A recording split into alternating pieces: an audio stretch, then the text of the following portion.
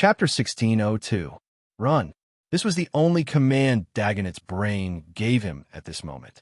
Even before the command reached his brain's comprehension area, his body had already reacted. A black shadow shot out from the darkness at a terrifying speed and reached the edge of the curtain of darkness of the fallen force field in an instant. There seemed to be a great terror following behind him, and the feeling of suffocation spread. That pair of eyes seemed to be expanding endlessly behind him. Finally, Dagonet broke through the curtain of darkness and arrived at the street outside the church. The curtain of darkness seemed to only react to people who had holy power. The street was silent at the moment, but it wasn't that there was no one. The ordinary people around had all fallen unconscious because of the appearance of the curtain of darkness. Dagonet gasped for air. After breaking through the curtain of darkness, the feeling of great terror subsided. He looked at his trembling hands in panic. The armor of the 12 knights on his body, which was made with the power of the elves and the crystallization of the divine power technology of the ancient Celtic divine kingdom, had collapsed and cracked at this moment. Dagonet immediately leaned against the wall of the house and sat on the ground weightlessly. He murmured to himself.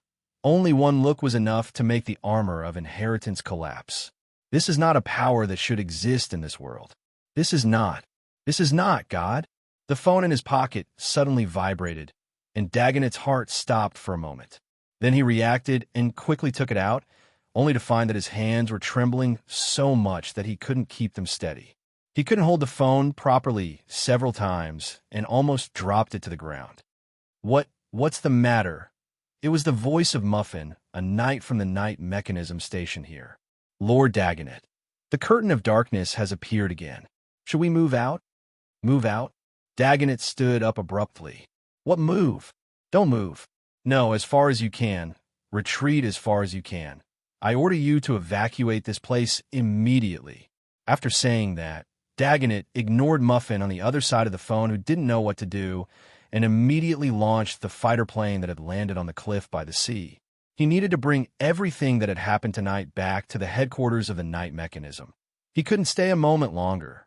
In an instant, Dagonet disappeared from the street and rushed to the place where the fighter plane was hidden at the fastest speed in his life. Mr. Clown from the night organization had left. Boss Luo naturally knew about his departure. He was considering a problem. Judging from a value of the information about Sphere provided by Lamia's, the fact that he restrained Wasco for 10 minutes was already the maximum tolerance he could show from the perspective of the shop's trading principles. Of course, if he was willing to do it himself, it would be a different story. So, he only glanced at Dagonet and had no intention of making a move. Mr. Clown, on the other hand, was too sensitive. What a superhuman sense of touch. Boss Luo shook his head. The crux of the problem was whether or not he should charge Lamia's an additional fee. Suddenly, Boss Luo paid attention to Wasco. The old man in front of him, who had trained himself to be extremely strong, had his muscles that were as hard as steel shrinking bit by bit. His eyes were empty and lifeless. It was as if he didn't notice the collapse of his body. For decades, Wasco had trained his body tirelessly. This was completely supported by the fanaticism in his heart for his faith, which allowed him to break through the limits of the human body and the brain time and time again. But now, when his faith was destroyed by a powerful force, his body couldn't withstand the fatigue and damage accumulated from the decades of horrifying training, and his body directly collapsed. The more devout you are, the more fragile you are. Faith and destruction are just a matter of thought. Boss Luo glanced at Wasco casually. This is probably where the disadvantage lies. Shaking his head, Boss Luo slightly opened the holy power seal on Wasco. This slight opening allowed the holy power in Wasco's body to appear again. Although it was weak, like a small spring, the amount of holy power that gushed out was nothing compared to his lake-like capacity. But it was the source of hope. He felt it. Holy power, the power of faith. Wasco suddenly raised his head. The Lord didn't give up on him. The Lord didn't give up on him. The Lord didn't give up on him. The flame of hope was once again ignited in his eyes. The appearance of the weak holy power was like a tinder. His body stopped collapsing. and his shrunken muscles slowly recovered. Wasco stood up again.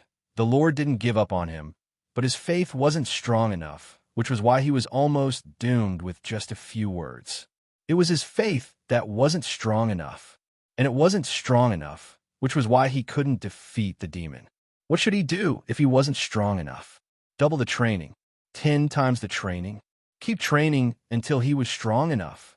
Boss Luo nodded at this time, and in just a moment, Wasco's soul recovered to its original state. The method of faith had obvious disadvantages, but the benefits were also obvious. If an ordinary person's heart collapsed, it would take a long time for them to recover. But looking at Wasco's life, he was actually reaching the limit of his lifespan, wasn't he? Boss Luo couldn't help but wonder if Vasco would be a part of heaven's rent when it came time to pay. "You look much better, Mr. Wasco." Boss Luo smiled slightly. Wasco had calmed down. He naturally understood that it was the other party who let him go, allowing him to regain his faith. Although he felt terrified, it wasn't to the extent of falling into the abyss like 10 seconds ago. He took a deep breath. "Your target is Stella?" "Her target is," Boss Luo said non-committally. Wasco frowned and said, "Stella, if you have the ability to catch you, just don't regret it after you catch her." The faith in that guy's heart wouldn't collapse so easily. At this time, a few backup paladins rushed out. Seeing Wasco on the roof, they all wanted to help, but Wasco knocked them out one by one until the 4 backup paladins fainted. He glanced at Boss Luo, then sat directly on the roof. Since he couldn't do anything, he might as well meditate on this place, train, force himself to train all the time, until the day he was strong enough. Seeing this, Luochio smiled casually. His eyes swept around, then swept to the corner of the church's courtyard where the storeroom was located. He didn't stop, but the curtain in the storeroom swayed slightly. "I wonder if Teacher Pullin will come," Boss Luo whispered. When Lamias broke the door and entered, Tom, who was squatting beside Father Stella and eating, suddenly ran away. "Can you push the door open next time? Do you know that it's very expensive to hire workers now?" Father Stella glared at her. Lamias looked around. Only Father Stella was left in the dining hall. "Father, sorry to disturb you again." Lamias directly spread the wings of her armor, slowly flying towards Father Stella. "I hope you can cooperate with me and leave with me." Father Stella said unhappily, "You can't even take one punch from me. Where did you get the confidence to take me away?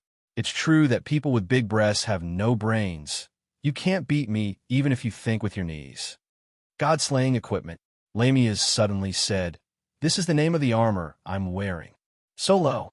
Father Stella shook his head and said, "You Black Order's fallen, nuns revealing clothes are still better. Speaking of which, if you want to send hundreds of fallen nuns to invite me, I would have gone back with you yesterday." Lamias said indifferently, "God-slaying equipment. S material is a bit special. It can remember all attacks, and then evolve until it can ignore the upper limit of the previous attack." "Father, I don't know how much strength you used last time." 0, 25. Father Stella stared and said disdainfully, "You want to remember, right? Then I'll add 0, 0, 1 next time. I'll make your armor remember until it starts to doubt its life." Lamias had a big headache. This Father Stella's character was really bad. The young manor owner promised her a limited time. She didn't want to continue arguing with Father Stella here, so she directly attacked. God-slaying armor had already remembered Father Stella's attack strength yesterday. After a night of adjustment and evolution, it was enough to deal with Father Stella's power today. Even if the opponent was holding back, she would definitely not be like yesterday, unable to fight back. "Don't overturn my table. Are you going to clean it later?" Seeing Lamias's punch coming, Father Stella snorted coldly. He didn't use his fist, but he used his palm to slap. An unbelievably majestic holy power flashed out, and Lamias seemed to see a palm bigger than a house pressing down in an instant. Smack! Her body was directly slapped onto the floor. Last time, Stella's fist strength penetrated the armor and directly broke her internal organs. But this time it didn't hurt her body, but it directly broke the God-slaying armor. She looked absent-mindedly at the pieces of armor shattering. It shattered like glass fragments, as if it was wailing. Then, the fragments on the floor began to turn into a silver liquid and converged. After converging, it all gathered towards the back of Lamia's neck. Because of the special material, even so, the god-slaying armor could still be restored through self-repair. It was just that with such a degree of damage, it would probably take a long time to completely recover. Still want to be a demon? Father Stella snorted coldly at this time, stretched out his hand and grabbed, and actually dug out the armor core implanted in the back of Lamia's neck. The pain from a nerve rupture almost made Lamia's faint. She looked at the silver bead with a trace of blood in Father Stella's hand at this moment in fear. On the roof, Wasco was already doubting life after being negotiated with by Boss Luo. Similarly, she was also doubting life under the means of Father Stella. At this time, Father Stella clenched his fist, and the blazing holy flame burned in the center of his palm.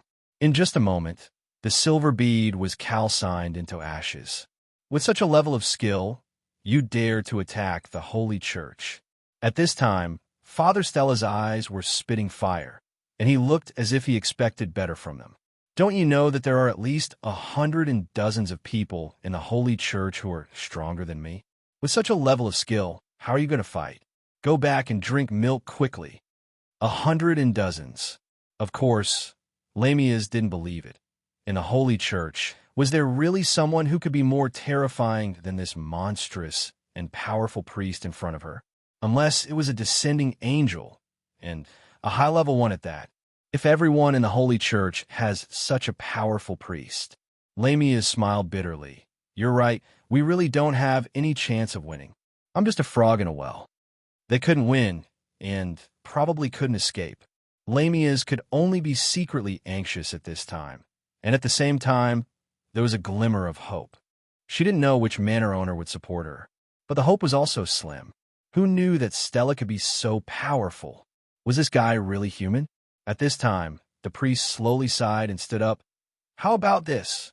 With such a level of skill, you won't be able to catch up with the taillights of the Holy Church in the next few hundred years.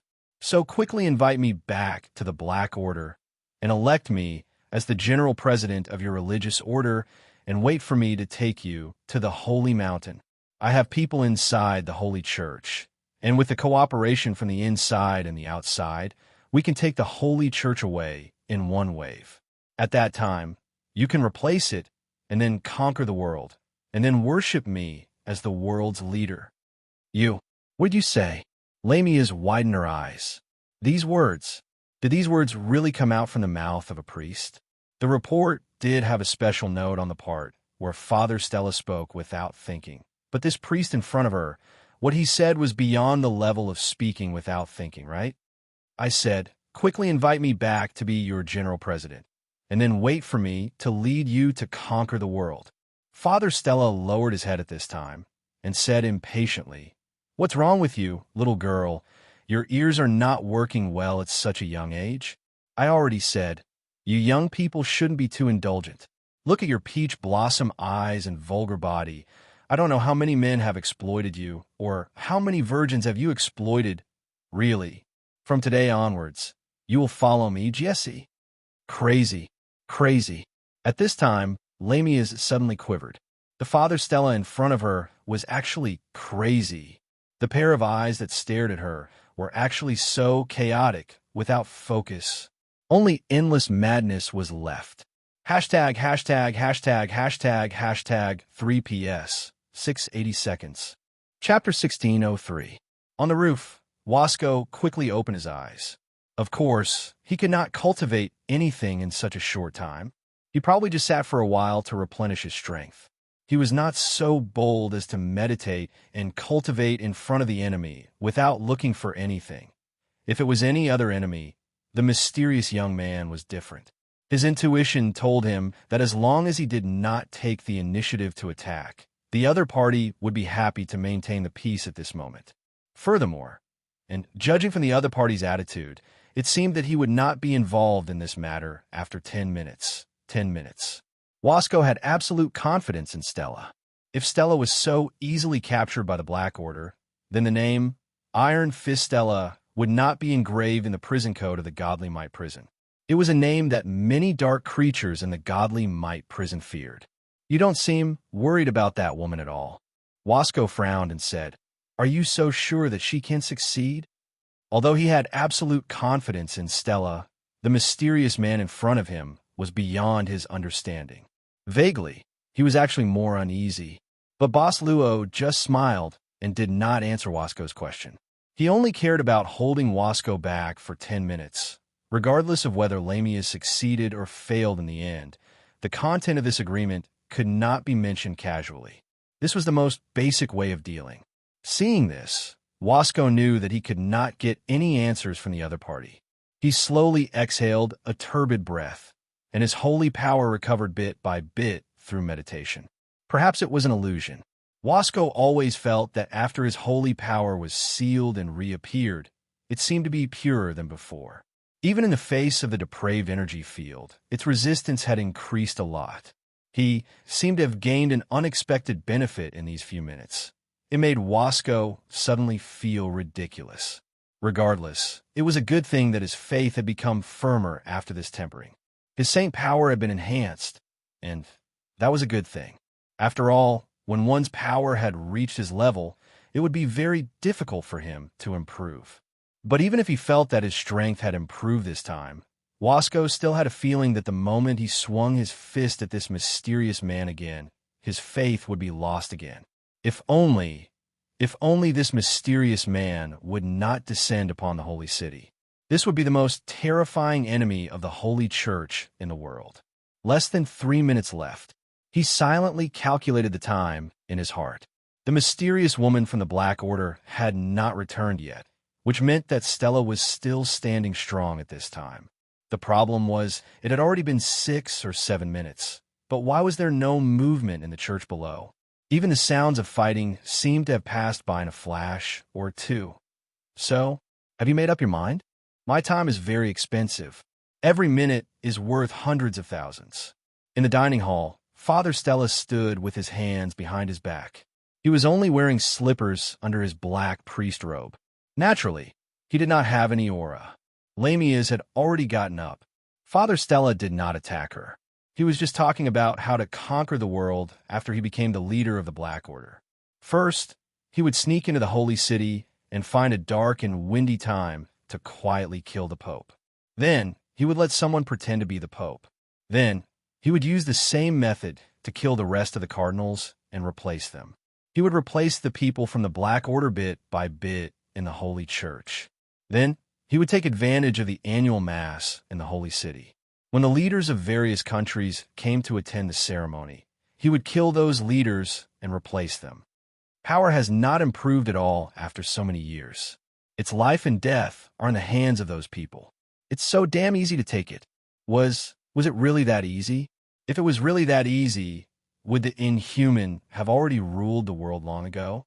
But in the face of Lamia's doubts, Father Stella snorted coldly and said disdainfully, That's why I say that you people are getting worse and worse. What is an inhuman? What is an extraordinary? An extraordinary person is called an inhuman. He has the ability to transcend the mortal world and ignore all the laws of the world. His power is above the rules. That is an extraordinary. You Black Order have mastered a lot of technology. There are also 1 or 2 half-baked guys who are hiding in the dark to plot. Get high, overthrow a regime, then establish a regime. Then, don't worry about anything else. First, start a worldwide inhuman war. Do you know what a revolution is? This is a revolution. Every day, every month, every year, you think about how to overthrow the suppression of the Holy Church. You don't know that the Holy Church has millions of believers, but what do you have? You bunch of rats only know how to play tricks in the dark. Look at the believers of the church. Each of them can drown you with a mouthful of saliva. Ignorant. You have power but don't know how to cause trouble. Trash. A bunch of losers. Facing Father Stella, who was now crazily dissing the Black Order, Lamia's even had an illusion. What kind of Holy Church's former warden of Godly Might prison? This guy was probably the real ancestor of the Black Order. Now that he couldn't keep the lid on his coffin, he jumped out to criticize his descendants. "Father, are you really going to go back with me to the Black Order?" Lamius frowned and asked, was this priest really crazy, or was he faking it? The headquarters of the Black Order had always been a secret. The Holy Church had never given up on searching for the headquarters of the Black Order all these years. If Father Stella wanted to inquire about the headquarters of the Black Order at this time, the possibility of him risking his life was very high. "What? Do you think I'm lying to you?" Father Stella pointed to the cross hanging around his neck at this time. "See, as everyone knows, I'm a priest who comes out to roam the world." "Father, do you know that we don't lie? Even if we lie, it's a white and beautiful lie." Time was running out. Lamias was also silently calculating the time in her heart. The manor owner only promised to delay Wasco for 10 minutes. Wasco had not appeared until now. It was obvious that he was completely suppressed. She had a new guess about the strength of the manor owner. But once the time passed and Wasco came back, the situation would be the worse for her. The Godslayer armor had been directly confiscated and destroyed by Father Stella. With just her human body, she might not even be able to withstand a punch from Wasco. She had to make a decision as soon as possible. Lamias gritted her teeth, took a deep breath, and said, "Father, if you really want to join the Black Order, then fine. I'll be your guide. I'll tell your request to the inner circle of the Black Order, and then wait for the decision of the headquarters of the Black Order." "That's right. You've wasted my saliva." At this time, Father Stella said unhappily, "Remember to tell the people of the Black Order, without hundreds of sexy nuns inviting me. Don't even think about letting me leave this place. And you, your armor was destroyed by me. I've seen your face. You can't escape." Lamias was shocked. Father Stella had given her too much of a shock, so much so that she had forgotten that after the armor was destroyed, her true appearance was exposed. "Once I have news, I'll come again." "Father." Lamias stared at Stella closely and stepped back step by step. Father Stella did not chase after her, nor did he have any intention of stopping her. Once out of the door, Lamias used all her strength to quickly retreat. "Time's up." On the roof, Boss Luo suddenly said this. Wasco was relieved. He actually saw a figure escaping from the church. Looking at the back, it was obviously the mysterious woman of the Black Order. But the time was not up yet. Wasco wanted to chase after her, but he did not dare to move and could only watch her escape. The veil of darkness also disappeared at this time. "Sorry to disturb you." After saying that, Boss Luo took a step back, and his figure faded in front of Wasco's eyes and disappeared. Wasco sighed. He boasted that he had unparalleled strength in the world and had always been able to easily suppress all dark creatures. But today he really suffered a big setback. I wonder how Stella's situation is. Thinking of this, Wasco did not care about the few paladin candidates he knocked out and hurriedly walked into the church. Along the way, he found Father Stella, who was completely fine. The cafeteria was a bit messy. It seemed that there was a simple fight. There was a human-shaped pit on the ground, but other than that, the situation was much better than Wasco imagined. "Why did you let the people of the religious order go?"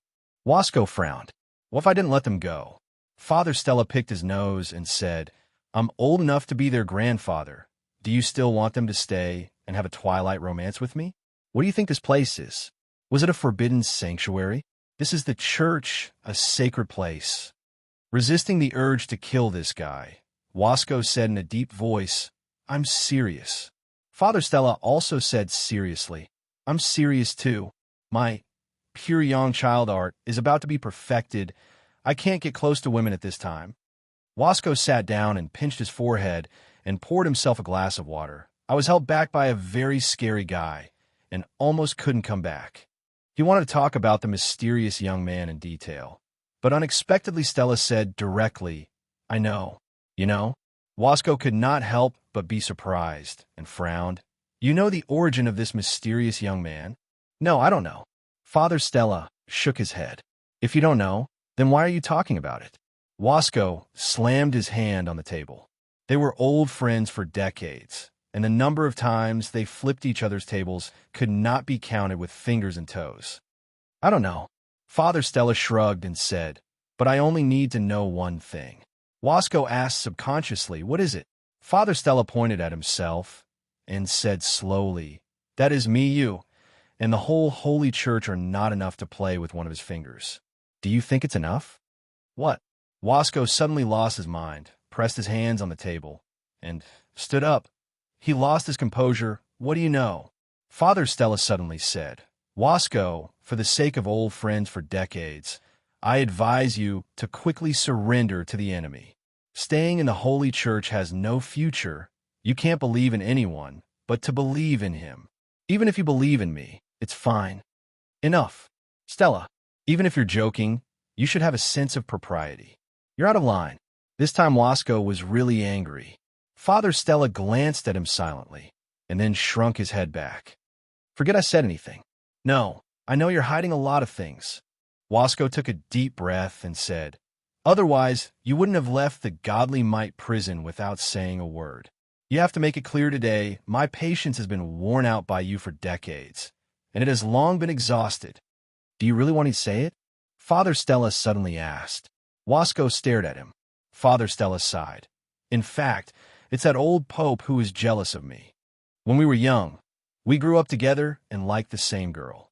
That girl finally chose me, and the Pope has always held a grudge against me. When Amun defected, he bribed me, and I let him go. As a result, the Pope knew about this. Now, he will definitely deal with me. How can I stay in the Godly Might prison any longer? Of course, I have to run away. Wasco was stunned and said subconsciously, nonsense. You and I are from the same village. When did you become the Pope? Stella, you old bastard. Father Stella had disappeared without a trace. Church roof. Looking at the several paladin candidates who were still lying on the roof to dry, Father Stella shook his head. He walked to the front of the candidates and sighed. It's true, Wasco doesn't know how to clean up the trash. As he spoke, Priest Stryla kicked the young paladin candidates down one by one. My cross is crooked again. The priest walked angrily to the cross, standing on the roof, and straightened it.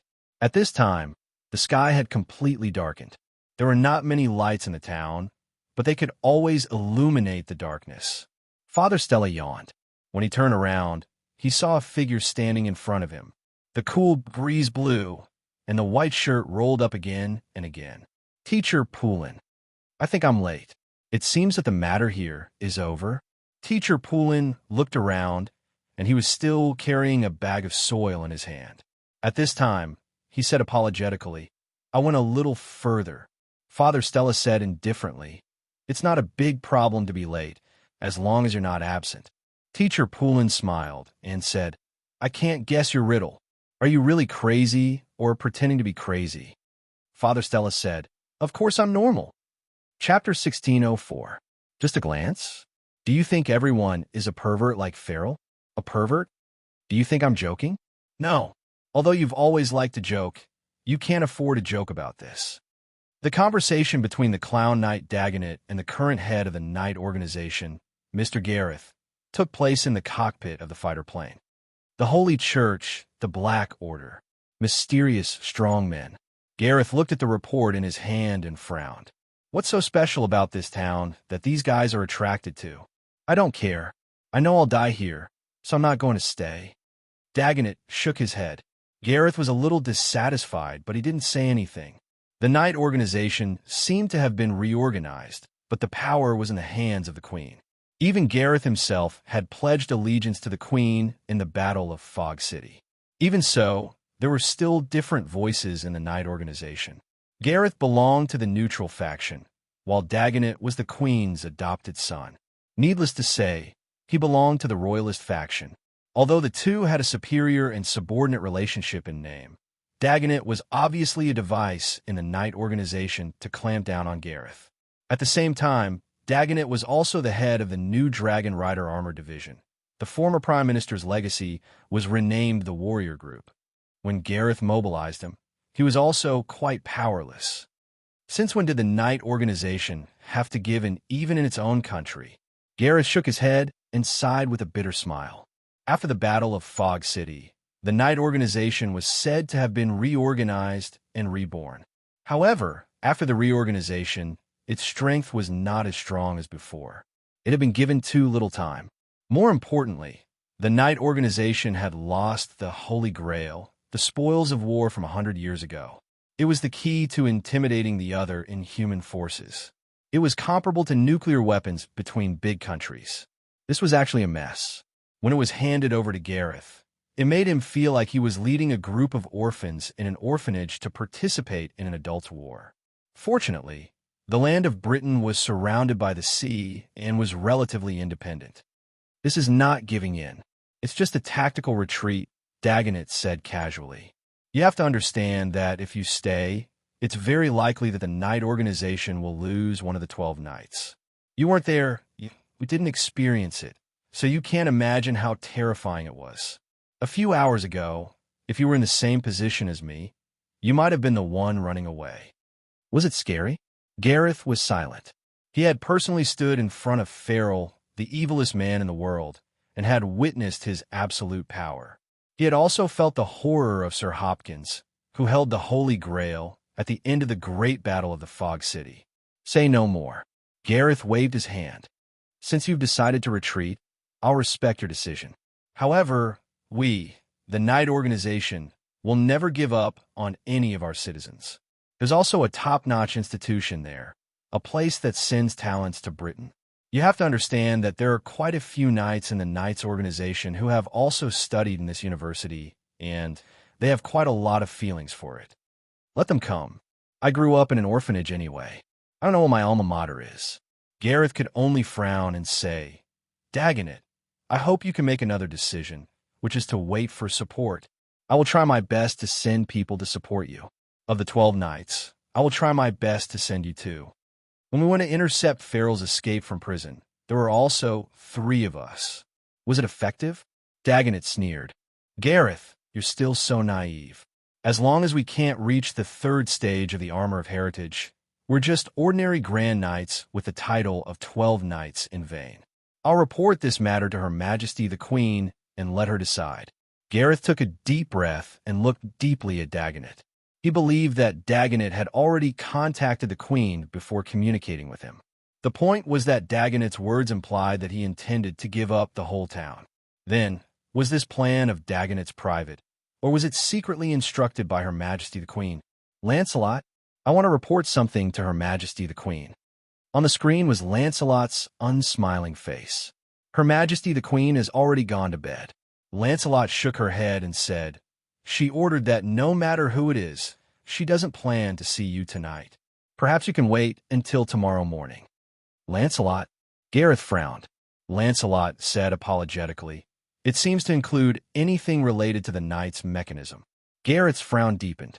"Lancelot, do you know something?" Lancelot pondered for a moment and said, "About evening, 5 hours ago, Her Majesty the Queen received a special call." "Who is it?" "A call from the Pope of the Holy Church." Lancelot lowered her voice. "That's all I know, Gareth. I hope you'll pay attention to your identity. The current Knight's mechanism is not the same as it was when Sir Hopkins was in power. Good night." Lancelot, looking at the disconnected communication, Gareth sighed heavily. He felt rather powerless. He leaned against the back of the chair and said to himself, "I'm really not suited to be this kind of leader." He liked to be free. He liked to be an unreliable teacher. He liked to lead his students to slay demons all over the country. He didn't like to sit in this visible room and sign documents. Lancelot walked into the Queen's bedroom with a glass of water. The Queen did plan to go to bed and had already changed into her pajamas. However, she was not in bed at this time. Instead, she was in front of the balcony, painting. "It's a call from Gareth, right?" Her Majesty the Queen asked indifferently as she adjusted the color palette. "He seems to be in a hurry." Lancelot gently put the glass on the table, then put away the tray and stood aside silently to wait. "There will be a result tomorrow." Her Majesty the Queen stopped. "Whether it's good or bad, time will pass quickly, as fast as the little time I have left." Among the humans, Her Majesty the Queen was quite old, and she was indeed just an ordinary human. Did something happen? Lancelot couldn't help but ask in a low voice. Her Majesty the Queen looked at Lancelot at this time and smiled.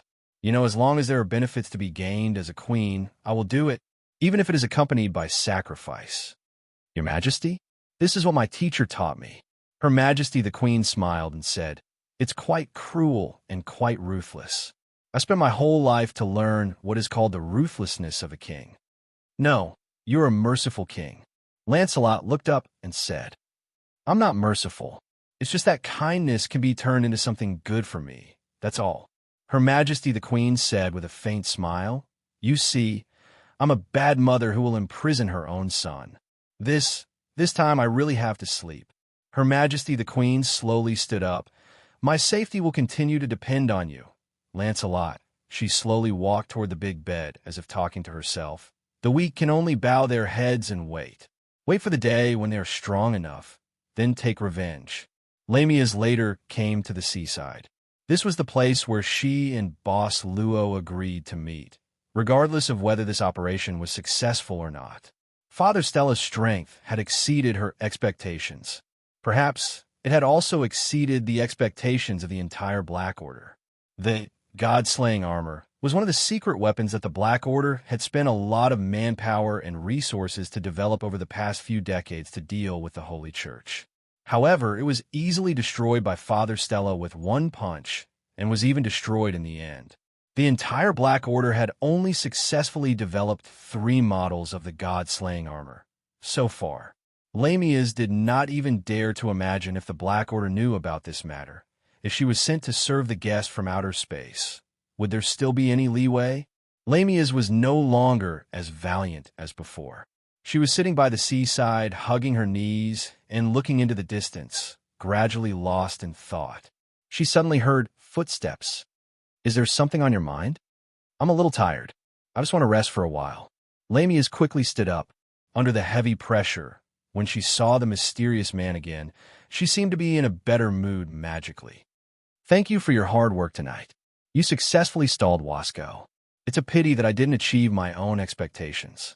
Boss Luo looked at the few fishing boats that were anchored not far away and suddenly said, Those people will go out to sea to fish tomorrow.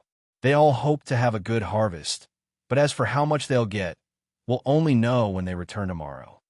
Lamia said, Which faction do you belong to? How can you know so much about the internal affairs of the Black Order? Who are you? How can you directly use the power of the sphere? How can you suppress a veteran holy knight of the church? I don't belong to any faction, Boss Luo said while enjoying the sea breeze. The reason why I can use the power of the sphere is theoretically a kind of cheating behavior. As for the matter of stalling Wasco, isn't it because Miss Lamia's hopes that I can do it? That's why you asked me. If I say that I hope that you can help me solve all my problems, is that okay? Lamia said suddenly. She suddenly remembered the conversation between herself and Eve earlier, and her ears immediately became hot. I've done what I promised you.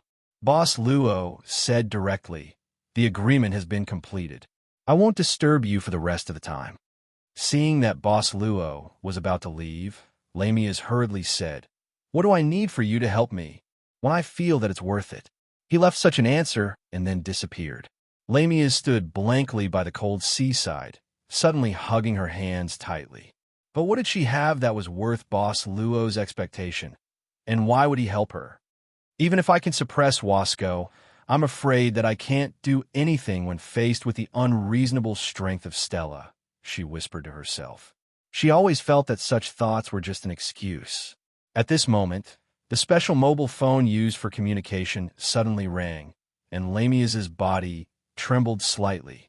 After hesitating for a moment, she took a deep breath, stabilized her emotions, and directly answered the call. It's me, she said in a low voice. Lamia's. On the other side of the phone, there was a low and hoarse voice. According to Katarina's orders, the battle nuns have arrived. Where are you? So fast. Lamia's said subconsciously. The battle nuns were the strongest combat force under Katarina's command, and they had always been stationed at the headquarters of the religious order. However, she had only communicated with Katarina half a day ago. Katarina has allowed us to use the Nautilus, The voice said quickly, "So, report your current location, Sister Lamia's." "The seaside?" "I'm at the seaside." She took a deep breath and had no choice but to send out her coordinates. The Nautilus, one of the mysterious weapons hidden by the Black Order. It was also the reason why the Black Order had been able to successfully reach their destination in all their secret operations over the years without being detected by many eyes. They even used the Nautilus. Lamias could not help but mutter to herself, "It seems that Katerina's situation in the religious order is really—" Not long after, Lamias arrived in front of a cliff. She saw a glimmer of light in the black seawater in front of her, following the direction of the waves and rapidly approaching her. Not long after, the seawater churned, and a huge object emerged from the deep sea. However, it was obvious that it was not completely close. It was likely that the seawater was not deep enough to support its movement. At this moment, 7 streams of light appeared on the floating platform of this huge object and then shot in front of Lamias. The woman in the lead had a strong physique comparable to Wasco. Not only that, she carried a huge black sword on her back, and there were many crisscrossing scars on her face. The group of combat nuns were all wearing black armor. This was a special mass-produced model developed with the Godslayer armor as the prototype, the reverse cross of fear battle armor. "Lady Grant." Lamias took a deep breath and walked forward. The strong woman in front of her, with countless scars on her face, was the leader of the entire group of combat nuns. Before Lamias became the user of the Godslayer armor, she was actually a member of this group of combat nuns and had received Grant's training. Perhaps it was due to her unpleasant experience in the past, but when facing Grant, Lamias always felt a chill run down her spine. "Lamias," the expressionless Grant said slowly at this time. "According to Katerina's instructions, we will arrest you and bring you back to headquarters. The reason is betrayal." "What?" Lamias was stunned. At this time, the combat nuns had already surrounded her. Chapter 16:05. The sharp blades that were pulled out from the back of the reverse cross of fear were pointed at Lamias's throat. There were a total of 6 of such sharp blades, and each of them came from the 6 combat nuns. Excluding the individual innate differences, these 6 combat nuns had undergone the same training as her. Lamias found it hard to accept for a moment. Betrayal? "Lady Grant, is this really Lady Katerina's order?" Lamias frowned. She could not be afraid because fear would only cause her to waver. She needed more information to be able to determine her true situation. Grant, who was 2 heads taller than Lamias, said coldly, "First, if you give up resisting, we will capture you directly. Second, if you don't give up resisting, we will cripple you and then capture you." Lamias had no choice but to meet Grant's gaze. It had been more than 10 years. She had been trained under Grant for more than 10 years. Lamias was very clear about the character of this woman who had a stronger body than men. It seems that this isn't a joke of reunion after a long separation. "Lady Grant." Lamias slowly exhaled and then said indifferently, "However, Lady Grant, have you forgotten one thing? The Godslayer armor is still with me. Do you really think that you can capture me with these secondary reverse cross of fear that were developed using the Godslayer armor as a sample?" As she spoke, she could clearly feel that the combat nuns surrounding her were slightly shaken. "It just so happens that I also want to see the power of the Godslayer armor, one of the greatest masterpieces of the Order." At this time, Nun Grant took out her huge sword and inserted it directly into the ground. "Don't do anything. Just set up a blockade nearby. It's been 3 years, Lamias. Let me see how much progress you've made after graduation." Lamias's heart twitched. If the Godslayer armor was still with her. But now, even one of the 6 combat nuns could easily defeat her, let alone the fully armed Grant. "I request to communicate with Katerina." Lamias snorted coldly. Don't look at how calm she was right now. In fact, she was already panicking to the extreme in her heart. Fighting against Grant now was no different from fighting barehanded against soldiers in armored vehicles. Only a fool would be willing to do that. She could only gamble gamble that the other party still didn't know that the god-slaying armor had been destroyed and that they still had some misgivings in their hearts. She didn't believe that Katerina would give such an order. Perhaps there was only one possibility, and that was that the entire order of battle nuns had betrayed them. The new faction in the order had grown to a terrifying degree, and Katerina didn't even know the situation she was in. Grant frowned. She could see that Lamias didn't have the slightest intention to make a move. She pondered for a moment. It wasn't because she was glad that she didn't have to make a move, or rather, she hoped that Lamias would really make a move. If you want to see him, then I'll let you see him. Grant suddenly waved his hand. One of the battle nuns immediately took out a communication device and turned it on in front of Lamias. It only took a moment for the connection to be connected. At that time, when she saw Katerina again after half a day, Lamias had a feeling that this order might really have been given by Katerina herself. Why? Lamias looked at Katerina with some disbelief. A lot of things have happened, just half a day has passed. Katerina was silent for a moment before she sighed and said, "Our last spy in the Holy Church sent the last message to headquarters not long after you sent the message." The last message. Lamias even thought that the last spy might have already... What message? Descending angels.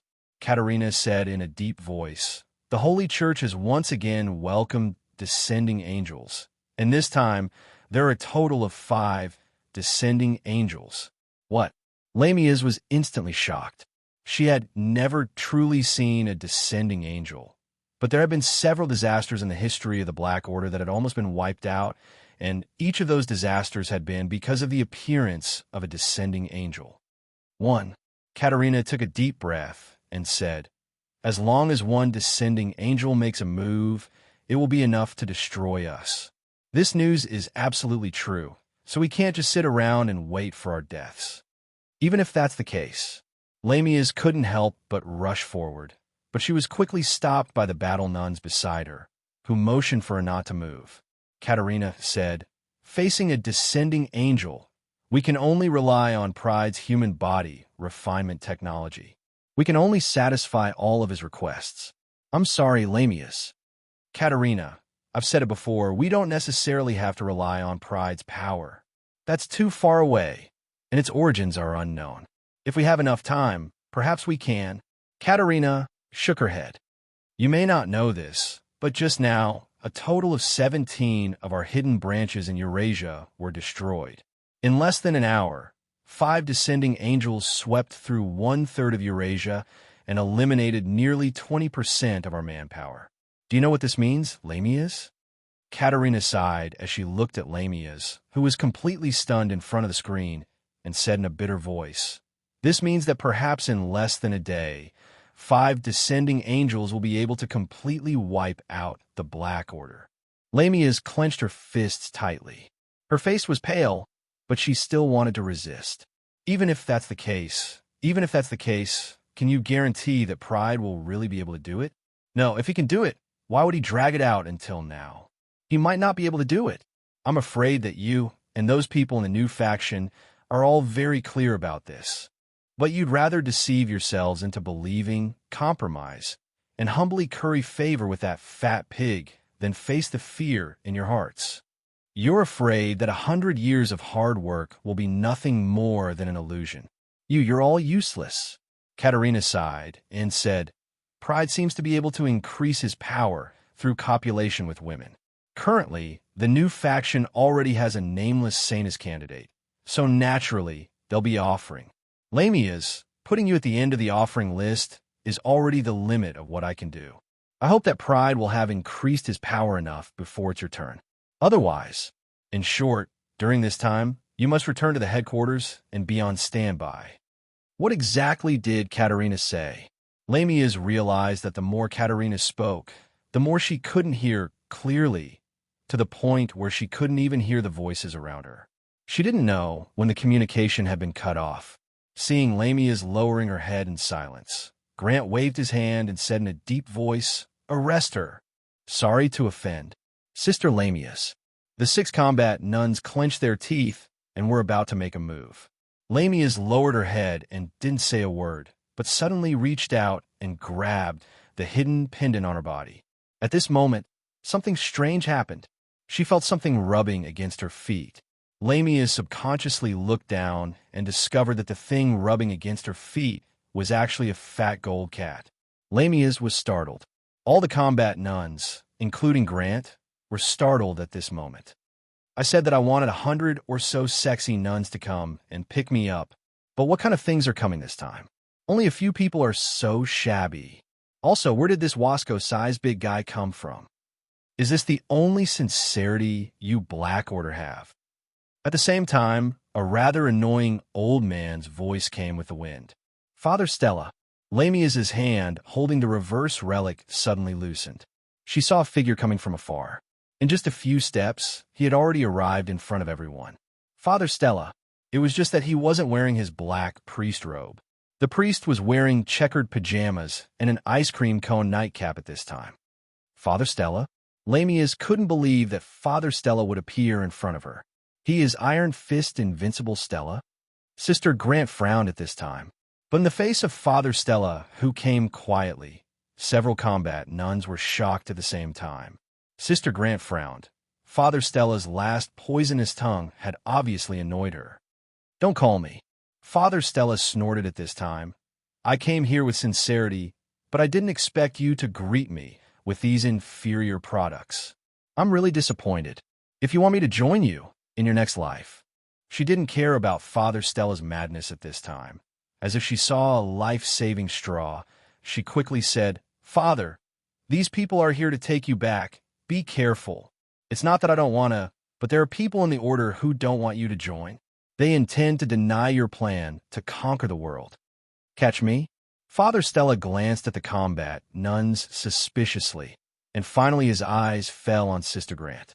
He suddenly realized and said, I say, no wonder you came with this thing. Oomph. The plan to conquer the world is a perfect plan that I spent a full half an hour to come up with. How dare you deny it? It's simply disrespectful to the Lord. You deserve to be beaten. Take my iron fist of the Lord. Lamia's didn't want to complain about the name, but no matter what the name was, as long as this punch had half the power when it broke the God-slaying armor, Lamia's had the urge to rush forward and hug this old man. Father Stella opened his legs at this time, lowered his waist, and punched out softly. He even shouted, "Ha!" Then, there was no then. Not to mention the fist wind, even a breeze didn't appear. This was the former warden of Godly Might Prison, the invincible Iron Fist Stella, who was known to suppress all the dark creatures in Euroland with one punch. At this time, Sister Grant, who was facing the fist, was silent for a few seconds. Then she waved her hand and said, Catch, this crazy old man too. Yes, the combat nuns didn't say anything and were full of momentum. Lamia's heart was dead at this time. Boom! A loud sound came. Sister Grant suddenly turned around and saw that on the sea in front of her, where the Nautilus stopped, a water column rose into the sky at this time. The Nautilus, one of the precious, mysterious weapons of the Black Order, was broken at the waist at this moment. The water column rose into the sky and then dispersed, turning into a drizzle and sprinkling with the wind. When the raindrops hit Sister Grant's face, she was able to make her shiver. She turned around and saw that the 6 combat nuns had fallen to the ground, motionless. Their reverse cross of fear armor had even shattered.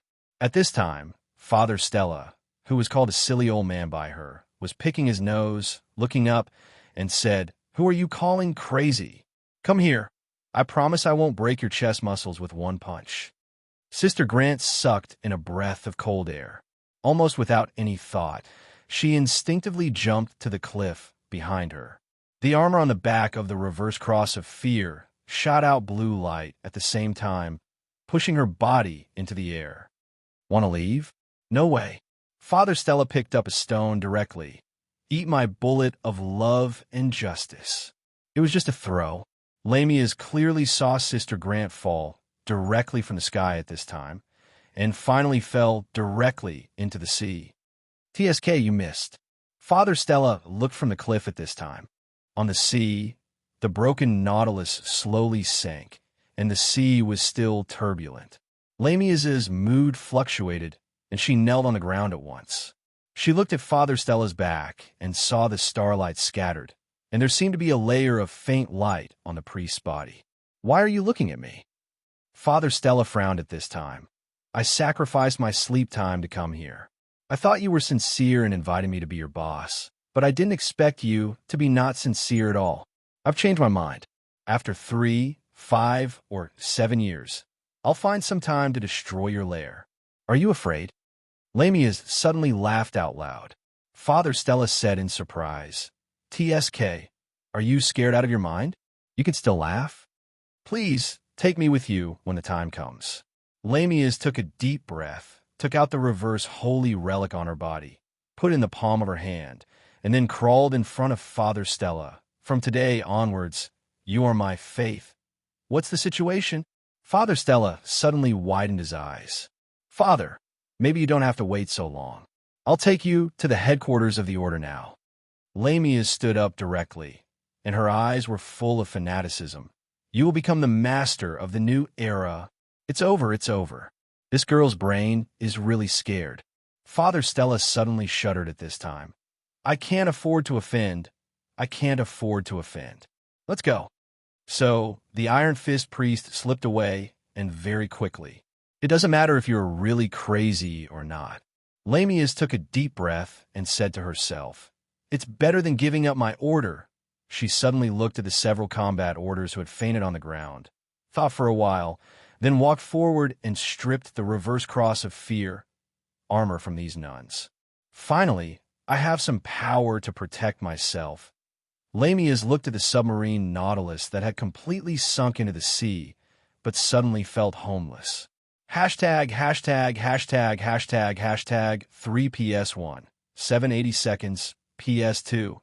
Happy birthday to Under the Parasol Tree. Chapter 1606. A while ago, the Holy Church, the Holy City. Dawn was about to arrive in this place where a city was a country. 5 descending angels were praying in the Eastern Palace where dawn was about to rise. The Pope was waiting outside the door, not daring to overstep his authority. Recently, some problems had occurred within the Holy Church, and the Church was in a precarious situation. But now, everything was fine, and the appearance of the descending angel made all the petty thieves stop their actions. The Pope had also regained his vigor and health. In a single night, the black religious congregation's strongholds on the European continent had been cleared out. This was an unprecedented victory in recent years. The Pope was in a good mood. This was the Lord's will. He felt that his faith had received an unprecedented response. However, the arrival of these 5 descending angels seemed to have other secrets. 4-winged. There were not many 4-winged angels who had descended in the history of the Holy Church. Every time, it was because of important matters. But this time, the angels did not reveal anything. In the room, 5 handsome men and women had just finished praying and stood up. Angels did not have a gender, but as the carrier of descent, they obviously had one. But there was no other way. Only seraphs could ignore the will of the world and descend directly. For them, it was safer to descend into the body of a human, and the world would not reject them so much. There are too many different voices in this subworld. One of the descending angels said with dissatisfaction, "The development of the Holy Church is unsatisfactory. Among the many subworlds occupied by heaven, this one can only be regarded as below average. Angels should not have emotions. This might be caused by the thoughts of the carrier itself." The 4-winged angel's face was dignified. He glanced at the descending angel who had just spoken. "This is a subworld with a single-digit number. Remember, every subworld with a single-digit number is quite dangerous.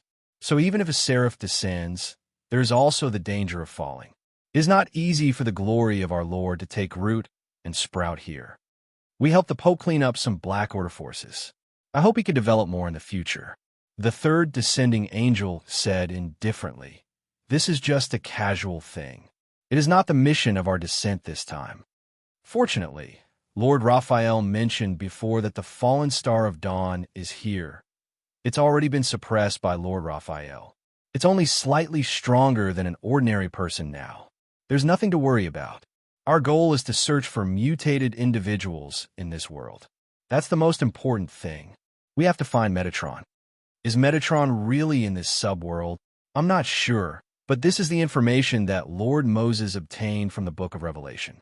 He wants us to try our best to explore the subworlds that are closer to the front. Therefore, the subworld from number 10 onwards are the most likely to be the subworlds. Moreover, even the Star of Dawn has fallen into this number 003. But if we search like this, it's too slow. An angel suddenly frowned and said, "It's a pity that the Holy Church's influence in this subworld is not very satisfactory. If it was in a subworld where the Holy Church had absolute influence, it would be too easy to find someone." The angel was telling the truth. Among the many subworlds, there was a world completely occupied by heaven.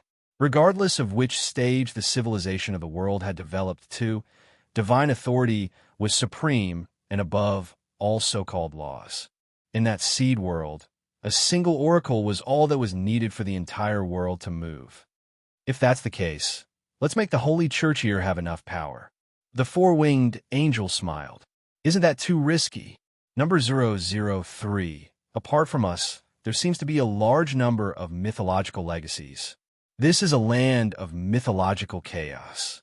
However, the four-winged angel said, "We have followed Lord Michael to conquer many worlds and explored countless desolate lands of faith.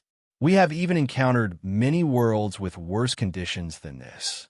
Heaven was only attacked by a group of rascals once. Is this enough to shake the faith in your heart? A transcendence organization. One day, the wrath of the divine war will burn in their territory." Since the four-winged angel had said so, the other four angels could only obey. After all, this four-winged angel was a vanguard who had followed Lord Michael to conquer countless subworlds. This was an angel of authority among the three middle-level angels.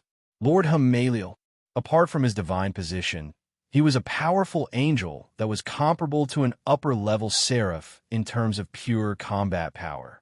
That was why he could enter this extremely dangerous subworld number 003. "Let the Pope, who is waiting outside, come in," the four-winged angel Hamaliel said calmly. Thus, the Pope, who had been waiting outside, entered the room in fear and trepidation. "Greetings, angels. Now, how many holy relics are there in the Holy Church?" Hamaliel asked as soon as he saw the Pope enter. The Pope thought for a moment and said, "There are 7 holy relics in the Holy City. 5 of them have been used in the angel's ascension ceremony. Currently, there are only 2 holy relics that can be used." "Too few." Hamaliel frowned. "After every angel leaves, they will pass away and leave behind a holy relic. There shouldn't be so few here." The Pope thought for a bit and said, "There are still a few holy relics that have been lost to the outside world. Some of them require special geographical conditions in order to maximize their effects, so they were placed in places outside of the church. Some of them were lost, their whereabouts unknown, useless." Hamaliel snorted coldly. The Pope could only hurriedly apologize. "Since angels need holy relics, I will have people send the holy relics outside back. It's just that there are still a few that are a little difficult at the moment." "Speak," the Pope said. Before angels descended, one of the holy relics was taken away by the Black Order. But now, we have determined where it appeared. Unfortunately, this holy relic has been reversed by the Black Order with a secret technique. It seems to be able to produce a dark force field that can burn the holy power within the force field. I'm afraid this is a method that the Black Order used to deal with the Holy Church. This group of Satan's believers, no matter where they are always in trouble." The Pope suddenly said at this moment, "Lord Hamaliel, there is one more thing." "What is it?" The Pope lowered his head and said, "Where the reversed holy relic appeared, there should be another holy relic. It may be in the hands of a priest named Stella." "Stella?" "Yes. This person was once the warden of the church's godly might prison." The Pope said slowly, "Back then, there was a holy knight in the Paladin order named Amant who rebelled against the church because his descendant fell in love with a vampire. Stella was the person responsible for arresting him at that time, but he let Amant leave in the end. After this incident, Stella resigned from his position as the warden of the godly might prison and quietly took away a holy relic. Fool, angels, you may not know this, but although Stella is arrogant, his strength is abnormally strong. The Pope said rather helplessly. Stella later hid in Britain, where the Knight's mechanism originated. The Holy Church really can't do anything too big. Britain? Knight's mechanism? Gamaliel frowned. It really is a chaotic place where many myths are entangled with each other. Even Celts, who are in such a poor state, can actually leave behind a spark here. But it is merely the inheritance of a ruined god system. Nothing to worry about. Indeed, the Pope thought for a while and said, I have already communicated with the Queen of Britain and obtained the privilege of free movement. The Holy Church's activities from now on will not be obstructed by the Knight's mechanism. You can have more freedom. We don't have time to play war games with the descendants of these small god systems here. Gamaliel shook his head. Too weak, this kind of heresy should be eradicated. As he spoke, Gamaliel's gaze swept over the two descended angels on the left. Go and retrieve the reverse relic, and then bring back the priest who stole the relic as well. When it had just descended, Hamlet had already sensed the suppression of the world will of this small world on transcendence. It was clear where the limits of this suppression were. These two descending angels, by relying on the holy relics they had used to descend, could already use the limit of what was permitted, enough to suppress all voices of opposition. The moment Gamaliel gave the order, the two angels flew out of the holy city, turning into two streaks of light and disappearing into the horizon like meteors. Seeing this, the Pope's heart trembled. These descended angels, especially this Lord Gamaliel, seemed to be especially tough. They gave the Pope the feeling that compared to angels, they were more like soldiers. There is one more thing, Gamaliel suddenly said. The Pope hurriedly looked like he was listening. Gamaliel said coldly, gather all the believers who are qualified to become petitioners from all over the world to the holy city. Once we are done here, we will take these petitioners away. All over the world? So urgent? What exactly happened in the kingdom of heaven? Inside the cave, outside was the surging seawater that slapped against the reef, and Grant was doing some simple treatment for her injuries here. Her shoulder was directly pierced by the stone thrown by Father Stella, as if it had been pierced by an armor-piercing bullet. The injury was very serious. The reverse cross of fear was not like the Godslayer armor, which was equipped with high-level healing spells. She could only use the violent method to stop the bleeding. A small box was being projected, and on it was Katerina's appearance. She already knew that this operation had failed, and she already knew the consequences. Is Stella really that powerful? Can't you see the wound on my body? Silence. Not only did the angels descend, even the warden of the Godly Might prison has this kind of power. Katerina's face was gloomy. Is the Black Order really going to withdraw from this era? I hope that you can satisfy pride at all costs and really complete that thing. Grant gritted her teeth. At this moment, she was using a stapler-like suturing tool to seal the wound on her shoulder. Come back first. Katerina hurriedly said, don't worry about lamias for now. The Black Order can't lose you. I'll think of a way. Sister Grant nodded, but her expression suddenly changed slightly. What happened? Katerina was keenly aware of something. A cat. Sister Grant suddenly frowned and said, there's a black cat here. Cat, what cat? But Katerina, who was far away on the other side of the ocean, had already lost communication with Sister Grant at this time. It was all dark. No matter how anxious Katerina was, the communication could not be restored. The black cat stood at the entrance of the cave. Its green eyes made people shudder. Sister Grant clenched the hilt of the great sword and endured the pain to pull open the shoulder armor and directly cover it. Who is it? A figure slowly walked out from behind the black cat. It was a man wearing a tuxedo and a top hat. The hat was very low, and she could not see the man's appearance clearly. The other party didn't answer the Grant Friar's question. It was just a shadow that silently spread to her side in an instant. She could not avoid it in time, and the shadow swallowed her in an instant. In the end, she only heard the other party's low voice. Your time is up. The cave was completely silent. Outside, the man in the black suit and the black cat were walking slowly on the beach. He suddenly stopped, looked at the sea, and said to himself, "The Black Order, the Holy Church, there's never been one before. It seems that this time is really different. Then maybe I can." The sea water rushed to the beach, and the man and the black cat disappeared at some unknown time. Not long after the man in the black suit and the black cat disappeared, two meteor-like radiances slowly landed on the coastline. The angels. This place gives me a very uncomfortable feeling. One of the angels frowned. The other angel thought for a while and said, "Let's search. We only need to take the holy relic and stella away."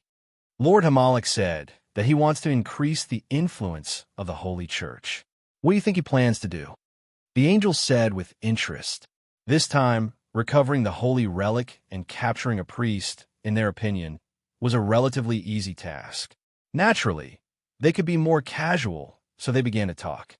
His companion thought for a while and said, "To increase the influence of the church and let the divine authority descend, the best way is naturally to trigger a war between transcendents, and then suppress all the transcendents in the world, showing the greatness of heaven to the world. Anyway, Subworld 003 does not seem to prohibit the existence of transcendence. If Lord Hamalek wants to end this quickly, he will consider this plan. It is said that the more advanced a subworld is, the more dangerous it is, but now it seems." The angel smiled and said, "This place is not as dangerous as we imagined. Although the world's will is very suppressed, it has no evil intentions. Compared to the subworlds we have explored, it can even be said to be gentle. Be careful." The other angel shook his head and said, "The calmer it looks on the outside, the more likely it is to hide turbulence. This place is already considered the first station to explore the origin, and there may already be many mighty people who have fallen in between the cracks here. Although we can use the combat power of the world's limit, it does not mean that we are invincible. You are right. I have also never encountered such a gentle world's will. This place is indeed strange. Let's go." The angel patted his companion's shoulder. "Don't think so much. Isn't it good to be gentle? Could it be that you will only be happy if we encounter a hell difficulty here? Anyway, be careful." Chapter 16:07. After leaving the beach, the first thing Lamias did was to call the dean of the religious order, who was also a spy in the university. Behind her, in a car, a man and a woman were already naked and unconscious in the back seat. While looking at the dean's phone number on the ledger, Lamias pressed the numbers on the screen. "Who is it?" "It's me." "Why is it an unknown number?"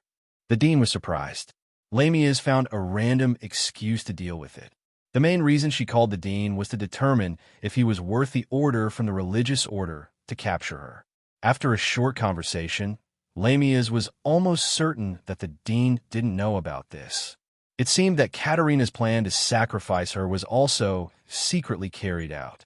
As expected, even if they compromised, they still needed to calm the emotions of the old faction members. Lamias sneered in her heart.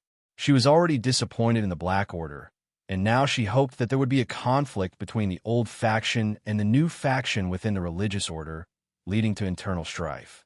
But with the pressure from the angels of the Holy Church, this idea would probably not come to fruition for a long time. Back to the conversation with the dean. "I need to use a weapon." "When?" "As soon as possible. Wait for me at 78 3rd Street in half an hour." Lamias could even hear the sound of the dean getting dressed on the other end of the phone. After Lamias hung up the phone, she threw it back into the car. Then, she carried a black suitcase, got on her motorcycle, and drove to the designated location. The suitcase contained the reverse cross of fear. This armor's folding limit was about the same as a regular office suitcase, but it was not comparable to the religious order's greatest masterpiece, the God-slaying armor. Naturally, it was much less portable, and it also needed to be recharged. Although she managed to peel off the reverse cross of fear from the 6 combat nuns, she had already broken off relations with Katerina, and obviously would not be able to get any replenishment from the religious order in the future. There was a temporary weapons and equipment warehouse in the town, which had always been taken care of by the discipline director. Lamia's planned to loot the warehouse tonight to store some supplies for the future. Father Stella was not necessarily reliable. In order to survive in this upcoming chaotic world, he must have some means to protect himself. Half an hour passed quickly. The operation started in the evening, and now it was exactly midnight. In front of the door of Building 78 on the 3rd Street, a figure in a trench coat was already waiting. After a beautiful fall, Lamia stopped in front of the discipline director. "Are there any special operations tonight?" the dean asked as he opened the door. However, Lamia said, "You've been lurking outside for more than 10 years. Have you ever thought about leaving your current position and transferring back to the headquarters?" He didn't know why Lamia's suddenly asked such a question. He frowned and said, "When it's time to transfer me back, the headquarters will naturally transfer me back. With your personality, it's not suitable to be in the headquarters." Lamia shook her head. The discipline director opened his mouth and was about to say something, but he only felt something hit the back of his neck. Then his vision turned black, and he fell to the ground. Lamia took a pen and paper, casually wrote a group of bank account numbers and secrets on it, and finally a line of words. After that, she stuffed it into the discipline director's pocket. Then she took the key, opened the secret door, and went directly into the underground of the house. At this time, the entire arsenal was placed in front of Lamia's. The outermost was obviously the conventional firearms. The stock was enough to support a large-scale terrorist attack. However, in the face of the inhuman power, such conventional weapons were obviously useless. Found it, the Pi Type 2 battery. Lamia's was a little surprised. The harvest is not bad. In addition to the backup battery, there were also some parts that could be used to repair the armor and a set of equipment for modification. Looking at the 6 sets of inverse cross of fear, the parts in the warehouse, and the reverse holy relics on her body, a crazy idea suddenly appeared in Lamia's mind. On the street, 2 descending angels were walking in the direction of the church. The carrier they used this time was a man and a woman specially prepared by the Holy Church. Their original physical quality was already outstanding among humans, and their appearance was also very perfect. The aura of the angels was naturally different from that of ordinary people. Coupled with the high-quality shell, it was easy to attract the attention of passers-by, those who had just returned from the bar. However, the aura of the 2 angels was too obvious, so they didn't encounter any human who came forward to harass them. No matter what era it is, there will always be such degenerate people. The male descending angel shook his head at this time. This era needs the purification of the holy light. The female descending angel didn't pay attention to her companion. At this time, she just looked at the 2 figures coming toward her. They were 2 men who seemed to have a lot on their minds. They didn't seem to notice that a pair of eyes was watching them. They were just talking in a low voice. "Sir Dagonet left in such a hurry. What happened?" "How would I know? Just now, the headquarters only gave us a temporary evacuation order. The Knight organization, in its own territory, has to give in to the Holy Church. This is really..." The 2 men were Knight Muffin and Knight Wickedall, who were stationed in the town. Since the clown Dagonet left in a hurry, the 2 of them were confused and didn't know what to do next. Until just now, they received a direct order from Mr. Gareth from the headquarters of the Knight organization in Misty City. Yes, the Knight organization is really unstable now. Muffin shook her head with a bitter smile. It wasn't like this before. I heard that 100 years ago, when Mr. Farrell was still here, the paladins of the Holy Church had to give in wherever the Knights of the Round Table went. How majestic that was. At this time, a voice came. "Really? Is this Mr. Farrell really that powerful? I wonder if the 2 of you can tell me more about this Mr. Farrell?" Muffin and Wickedall were stunned. They didn't feel anyone approaching. When they turned around, they saw a man and a woman standing behind them. They were handsome and had an unusual temperament. "Who are you?" The 2 knights instantly became alert. The male descending angel glanced at the female descending angel and revealed a sunny smile. "Us? Didn't the 2 of you just mention where we came from? You are from the Holy Church." Muffin quickly glanced at Wickedall and frowned. "What do you want to do?" The male angel chuckled and said calmly, "We just want to know how powerful this Mr. Farrell you were talking about is." As he said this, he reached out his hand and opened his 5 fingers. Muffin and Wickedall only felt a sense of suffocation. Their muscles tightened, but before they could resist, they were sucked to the other party by an invisible force.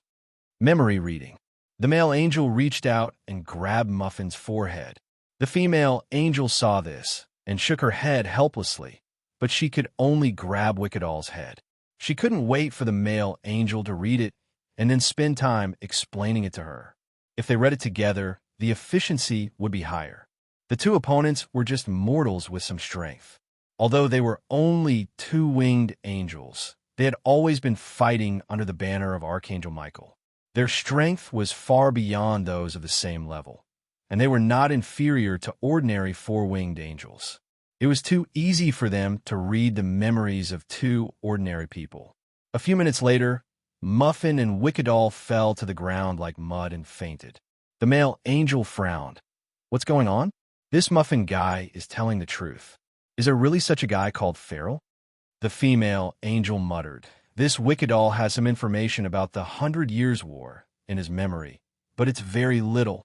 It's probably because his position isn't high, so he doesn't have much contact. It's the same on my side." The male angel thought for a while and said, "The war 100 years ago caused the entire transcendent world to decline. Why didn't the Pope mention this? This Pope seems to be hiding something from us." The female angel finally frowned.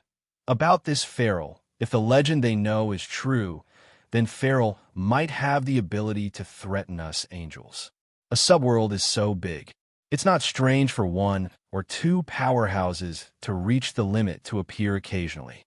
The male angel shook his head, but such a powerful individual actually didn't appear in the Holy Church. How useless.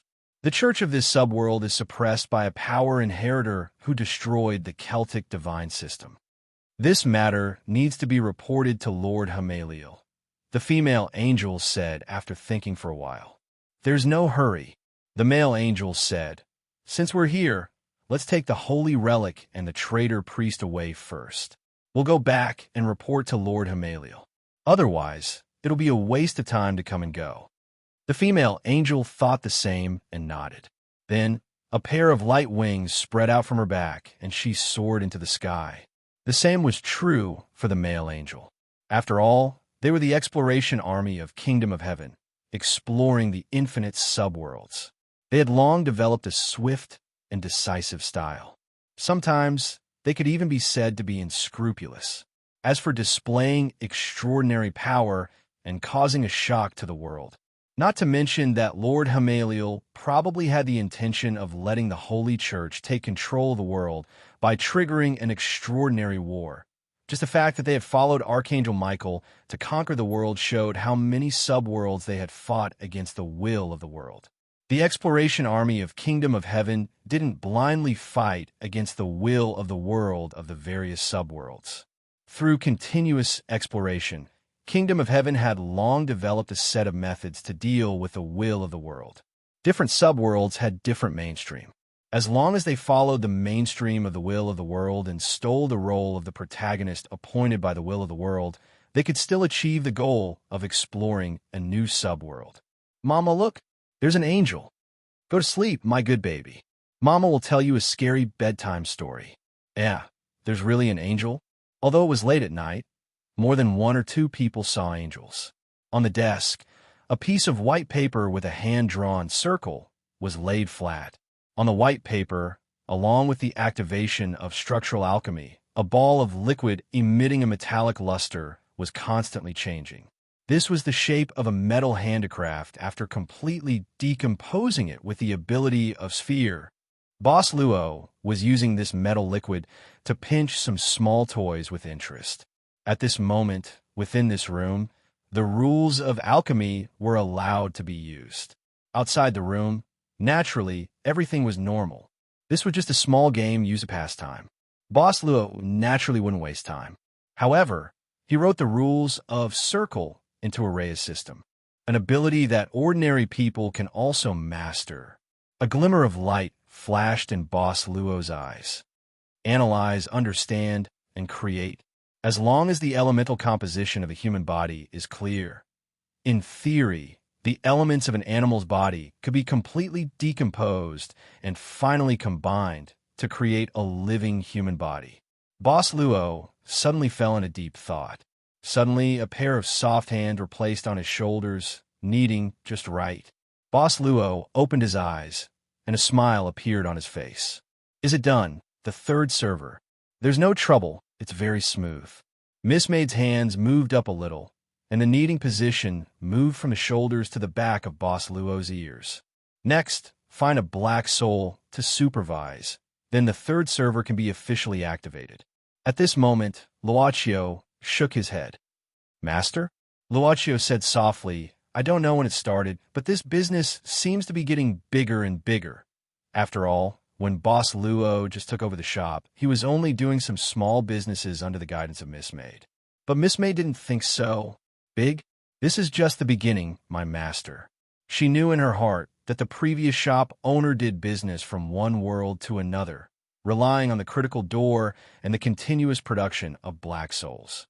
But the Master God plan was a business that customers would come to, so the meaning of the existence of black soul envoys was reduced to the minimum. What's this? Miss Maid pointed at the changing liquid metal ball on the table. Boss Luo pulled out his thoughts from the business in his hands and answered with a smile, a kind of alchemy of other worlds. If you have enough knowledge, you can even refine a human body. Human body. Miss Maid's eyes lit up. Isn't this? Boss Luo nodded and said, do you remember that world civilization was destroyed because of the creation of artificial soul? Artificial soul and refine a human body. I don't know what will happen when they are combined. The ultimate forbidden zone of life. Creating humans. The altar could easily create humans as long as there were enough sacrifices. Anything was not a problem for the altar. Its existence itself was like an impossible thing. Humans, on the other hand, were intelligent creatures. Slowly, step by step, they turned the impossible into possible. At this moment, Miss Maid, who was still calculating and deducing about artificial soul and refine a human body, heard Boss Luo's words. He said, do you think that when all the intelligent creatures make all the impossible things possible at the end of time and space, they have already become what we are now? Maybe Miss Maid was shocked. This was a point of view that she had never thought of before. Chapter 1608. This was almost a crazy idea. If it could be realized, then there would be a group of intelligent life at the end of time and space. Their creativity had reached the same level as the altar.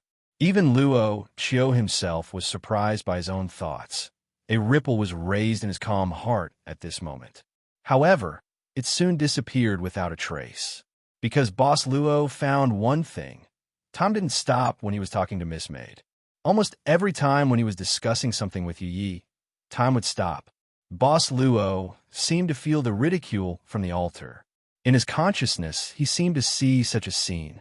An arrogant girl was pointing at him with her hands on her waist.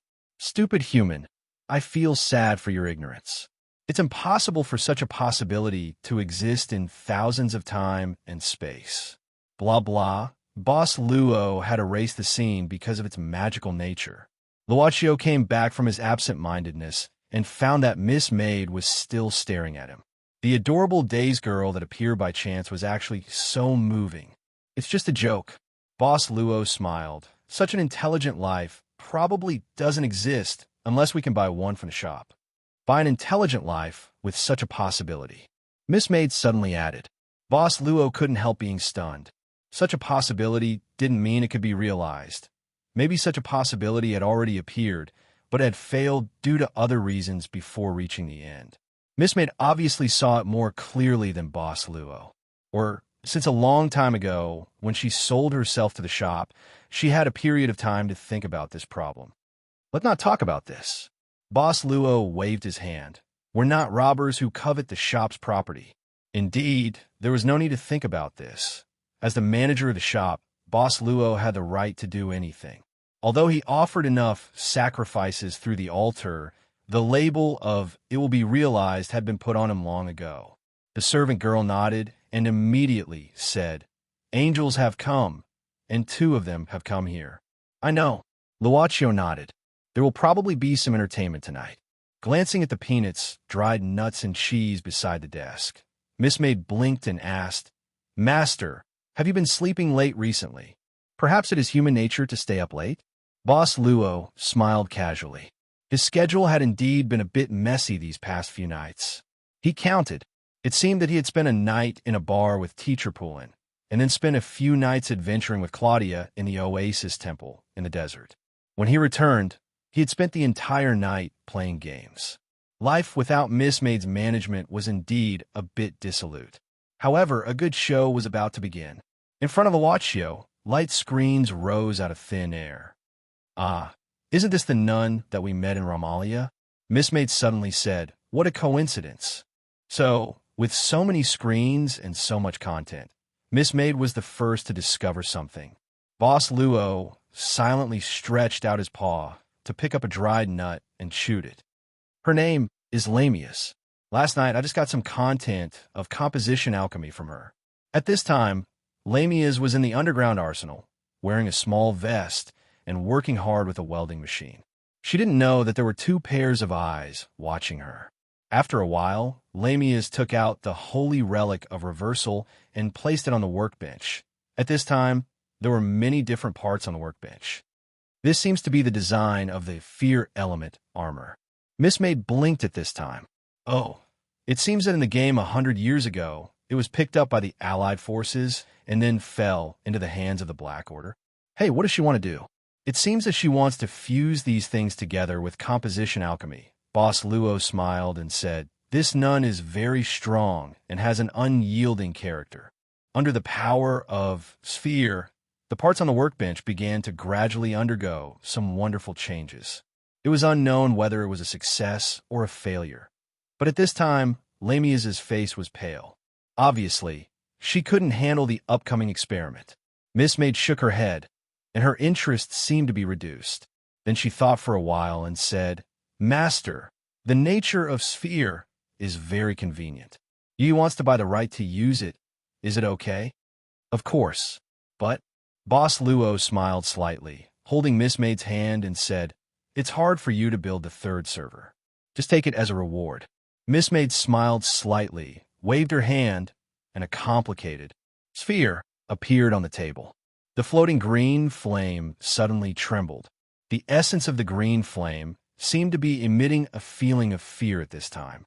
On the shabby single sofa, Mr. Poulin, who was taking a nap, slowly opened his eyes and looked out of the window thoughtfully. Outside the night sky, 2 lights flashed quickly. Mr. Poulin stood up in surprise and walked to the window sill. "This is an angel?" The direction was, without a doubt, in the direction of the church. Teacher Poulin shook his head and muttered to himself, "This priest, we've had a lot of guests these days." He actually fought with Father Stella once when he first came to this place. At that time, he wasn't as adept at using his own power of death as he was now. He was practically in a state of being beaten. This was also the first time Teacher Poulin found out that a simple human could actually be so powerful. Of course, because of the existence of the death power, even if Father Stella could beat him, he couldn't do anything to him in the end. Then the priest was tired and left with regret. After that, they didn't fight and tacitly didn't know each other's past. He was a theology tutor in the university, and he was a priest in the church. They chatted occasionally, and their days were very peaceful. While thinking secretly, Mr. Poulin's face suddenly changed slightly. A painful color began to appear on his face. He suddenly knelt on the ground, and his hands, wearing white gloves, were completely pressed against the floor. The green flame that was transformed by the ghost behind him was now circling around him in horror. "You should leave quickly. I can't control it." Mr. Poulin squeezed out a voice from his throat. "Hurry." The ghost flame hesitated for a moment and finally flew out of the window. Mr. Poulin's face was now more painful. The blood vessels all over his body appeared, especially on his face. It was frightening. What was flowing through those veins was actually black blood. Balls of death aura like burning flames, spread out from the surface of his body. What's going on? Why is it so intense this time? Finally, some kind of pain had exceeded his limit, and Mr. Poulin suddenly fell to the ground, motionless. Only the death power that broke out his body seemed to have become much stronger in an instant. But at this time, at the frame of the window, a black cat appeared out of nowhere. The black cat jumped down and silently came in front of Mr. Poulin. The black cat opened its mouth and directly sucked in all the death power outside Mr. Poulin's body. Gradually, Mr. Poulin's painful expression began to ease. After an unknown amount of time, the black cat jumped out of the window again, and Mr. Poulin slept peacefully on the floor like a normal person. Church, courtyard, utility room. It was nighttime. Mayor Lotta quietly poked his head out and observed the surroundings. At this time, there was no sound at all in the church. A few of the backup holy knights were woken up by Vasco, who went to remove the effects of the veil of darkness that appeared in the evening. They busied themselves all the way until 11 o'clock before they returned and fell asleep. Very good. No one. Mayor Lotta saw this and quickly retracted his head. He quickly took out an old backpack. This was what he found in the utility room. And then he began to organize the things he had now. A map, stolen from Father Stella's study. Candle lighter get. I stole it when I was doing chores in the kitchen. 2 underwear, stolen from Father Stella's laundry room. 3 bottles of mineral water, stolen from the church's activity room. 3 strawberry-flavored condoms, used to deal with emergencies, such as water. 3 packs of biscuits, 5 ham sausages, 1.5 chocolates, half a corn from yesterday, half a bag of bread eaten in the morning, and a few cans of canned fruit, saved little by little over the past few days. Perfect. Mayor Lotta looked at the bulging backpack with satisfaction. He believed that with this batch of supplies, it was enough to support him to leave this town and go to the nearby city. It was too dangerous here, and he could not go back to the inhuman domain, so he only wanted to leave this place temporarily. The power disappeared, and the only communication device that could be used to contact the Soth God in the inhuman domain was also crushed by Wasco's foot, which made Mayor Lotta feel a sense of homelessness. He did not want to live under someone else's roof. Tonight was a great opportunity. If he did not leave now, when would he leave?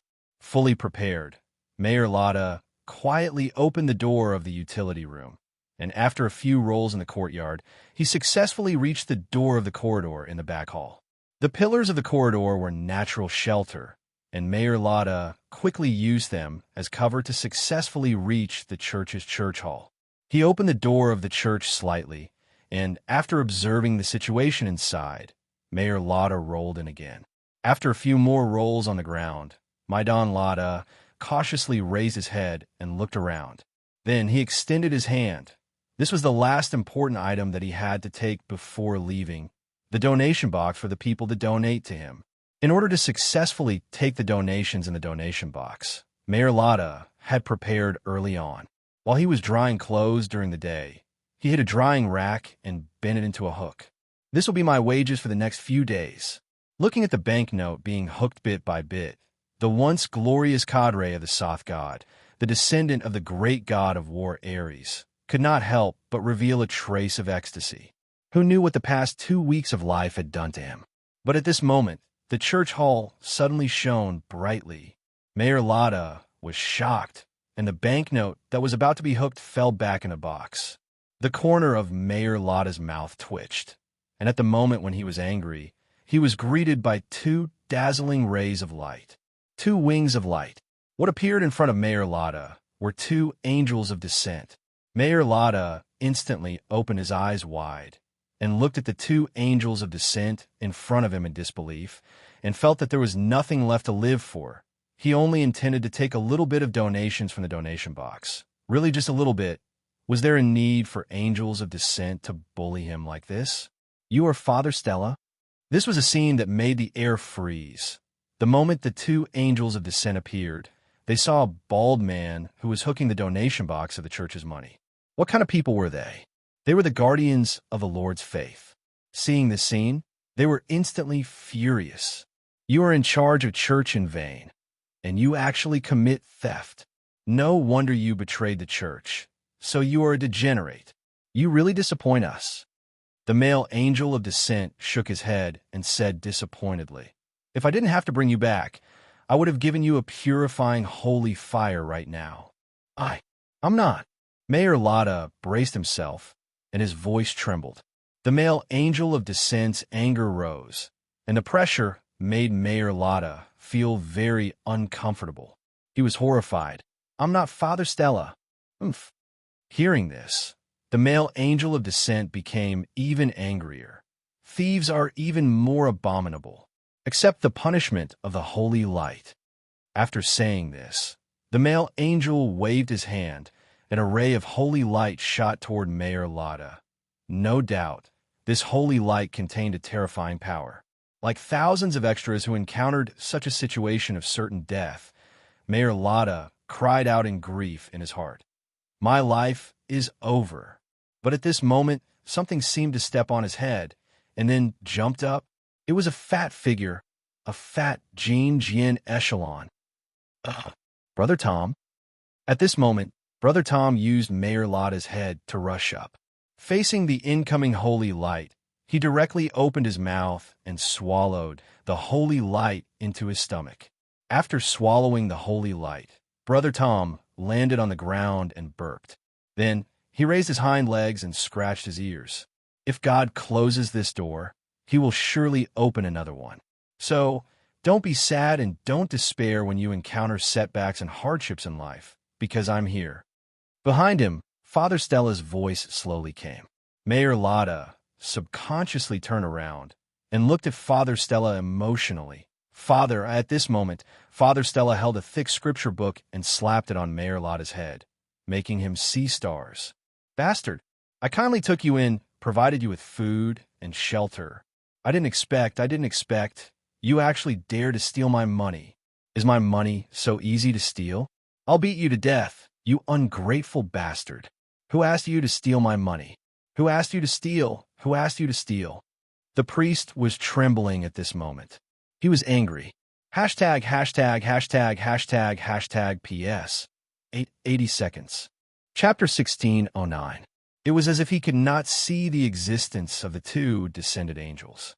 Father Stella even gave up on using the scripture book to hit Mayalda's head and switched to kicking. God knows how Mayalda survived with Father Stella's leg strength, but he did not die. That's enough. The male descending angel bellowed. As descended angels, they had never encountered a human who didn't take them seriously in the slightest after descending upon so many subworlds of the Holy Church, especially in a church. Who's talking? Father Stella stopped, but looked around suspiciously. Which bastard is talking? The male and female descended angels looked at each other. If the priest did not notice at the beginning, it was a self-deceiving excuse, but now they could not find a reason to excuse the priest. Ignoring, blatant ignoring, and even calling an angel bastard, the male descended angel's gaze froze. He raised his hand and spread his 5 fingers. A ray of holy light instantly condensed in his palm. Wait! At this moment, a figure rushed into the church. The burly holy knight Wasco raised his hand and blocked in front of Father Stella. At the same time, he said in a deep voice, Holy Knight Wasco greets the two descended angels. Stella has night blindness. He can't see at night. He didn't do it on purpose. As he spoke, Wasco quickly glanced at Father Stella and gave him a look. He believed that with their many years of friendship, the other party should be able to understand. Stop fooling around. I can only help you to this point.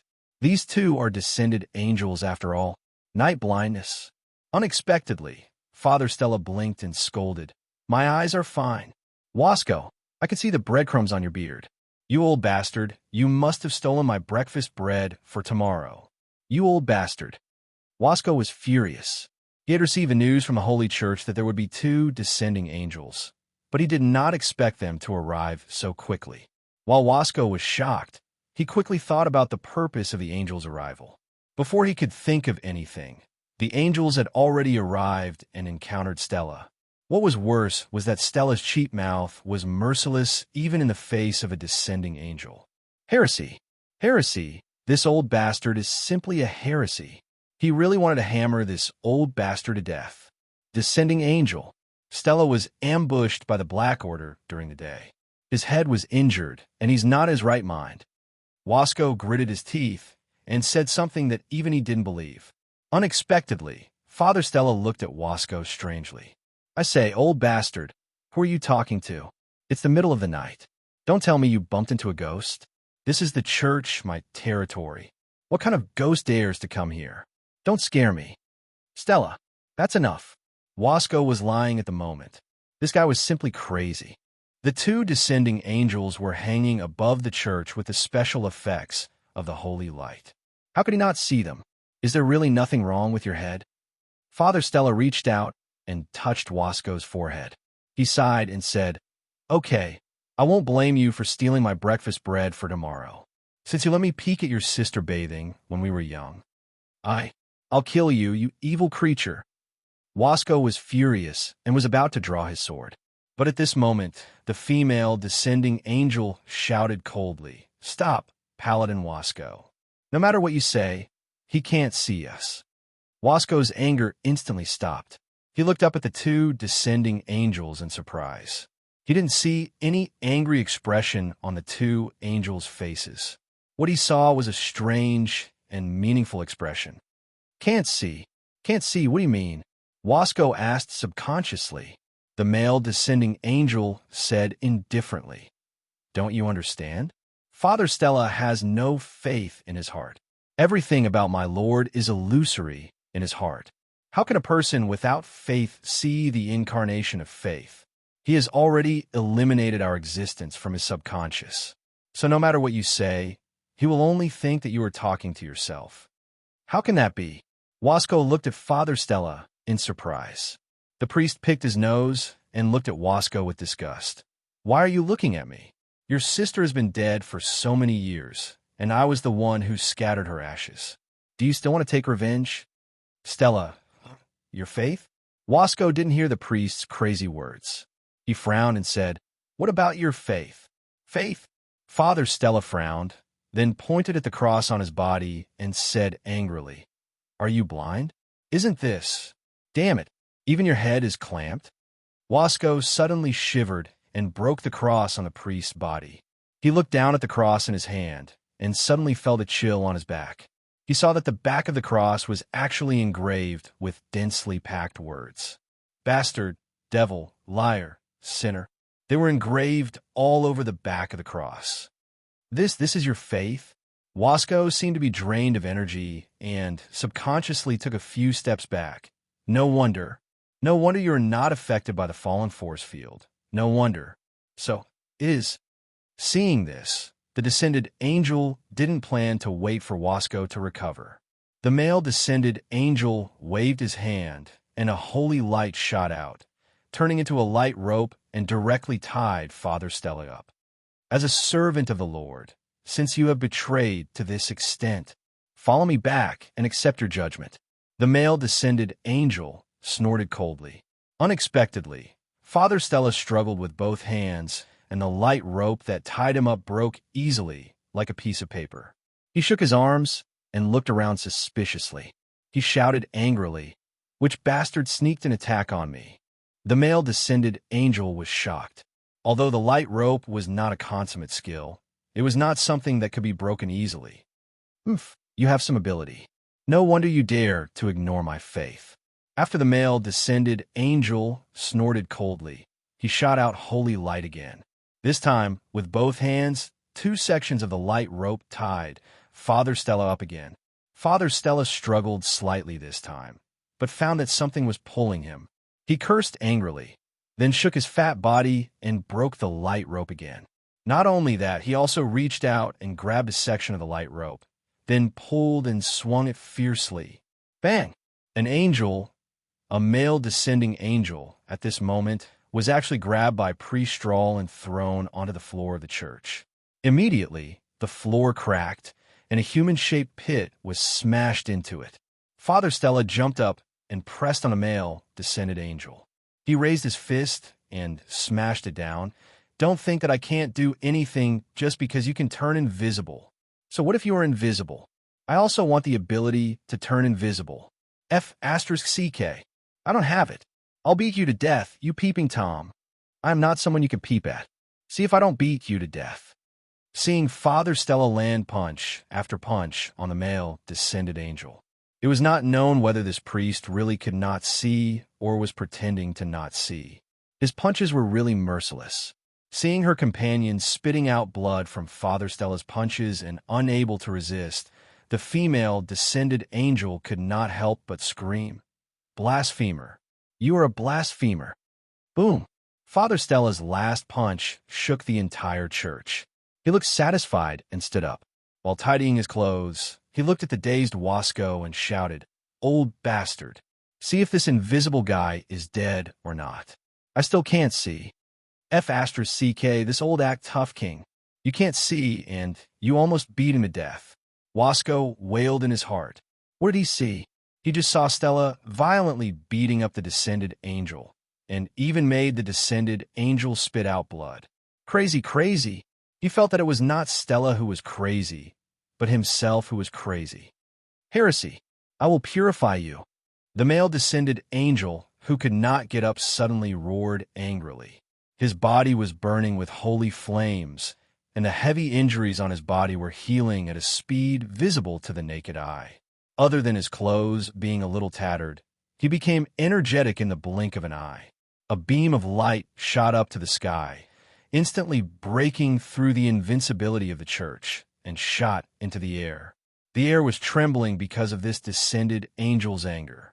The male descended angel was holding a holy light spear and a shield, wearing a silver armor. The brilliance illuminated half of the night sky of the town in an instant. "Fayers, don't be rash," the female descended angel shouted in shock. She finally knew the name of this male descended angel. But the furious angel Fayers obviously could not hear her. He threw the holy light spear in his hand directly at the church below. With one blow, the church was destroyed. The entire church was completely turned into a 7 to 8 meter deep crater under the furious blow of Angel Fayers. In the sky, Angel Fayers' anger was not extinguished. As an angel who fought in many subworlds, he was injured and killed countless heresy. Unlike the regular angels of heaven, he was the battle angel of heaven, and his strength was tyrannical. At this moment, in the deep crater, a weak holy light broke through. Wasco pushed away a layer of soil on his body with a pale face.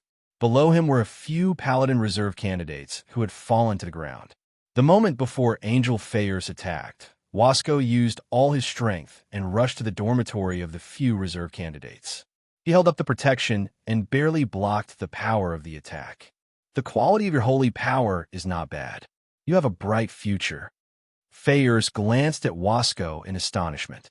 If you can ascend to Kingdom of Heaven in the future, the Exploration Army will want you. Wasco's heart trembled. If it was half a day ago, perhaps he would not be able to block the holy power at all. But after going through a round of training, it was upgraded to another level because of that mysterious young man. Cough, cough, cough. The sound of coughing came from not far away.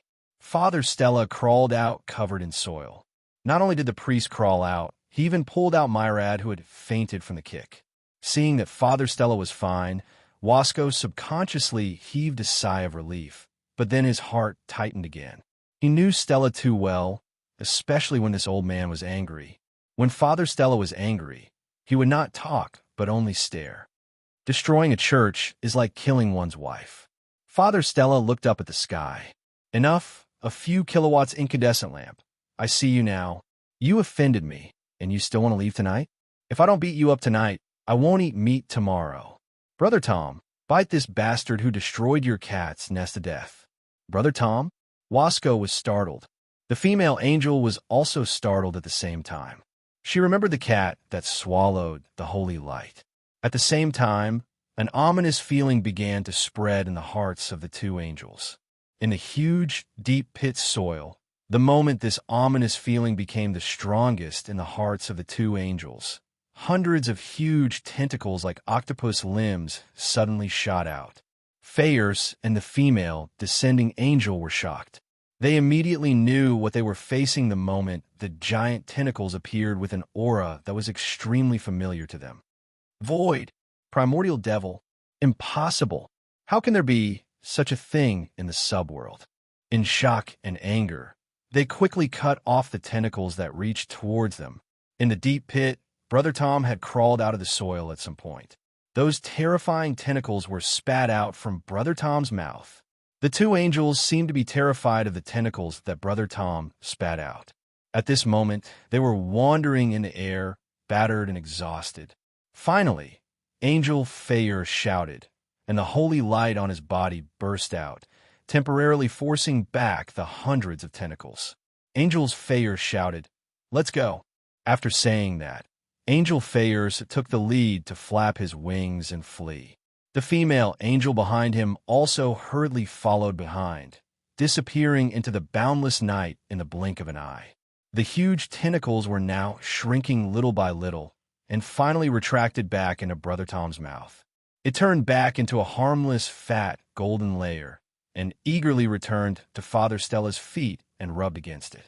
Stella? No, this strange cat actually forced and scared the two angels away.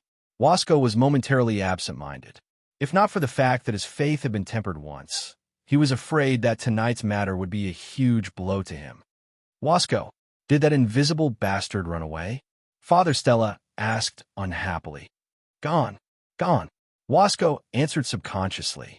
Father Stella immediately stomped his feet and beat his chest. I'm so angry. I'll go back and prepare a big bucket of paint. I don't believe it. Right, Wasco, this big hole. Can your bastards fill it up? I still have to open for business tomorrow morning. Open for business? Looking at the 7 to 8 meter deep hole in front of him, Wasco couldn't help but fall into silence.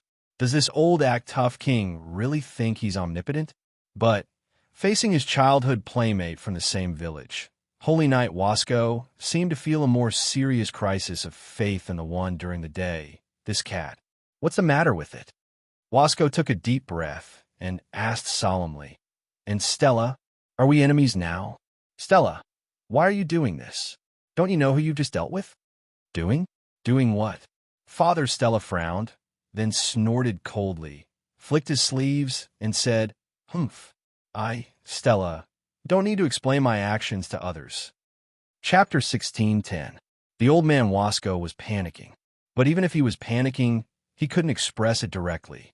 This was the tacit understanding that he and Stella had developed over the years of knowing each other. Or rather, it was a natural reaction. Both of them were unfathomable together. In the entire Holy Church, there were only a handful of people who could withstand the old act tough King Stella's attacks, except for him. But did Stella, that old bastard, really beat the two descended angels away just now? They were two descended angels, the kind with upright roots. No, it wasn't Stella that made the two descended angels flee in fear. It was his pet, Tom Cruise. After this incident, even if Wasco's brain had been crushed by a door, he wouldn't think that Tom Cruise was just an ordinary fat cat. Void original demon. Angel Fayers seemed to have shouted this name before retreating. Wasco only felt a headache. He didn't know what position he was in after witnessing all this. He didn't want Stella to really lose his faith and become a sinner of the Holy Church. As for being on par with Stella, Wasco couldn't say it. Stella had left the Holy Church for so many years. Wasco knew that he hadn't wasted a single moment. But this gap seemed to be a little too big. Old bastard, are your students really unable to repair my church before sunrise?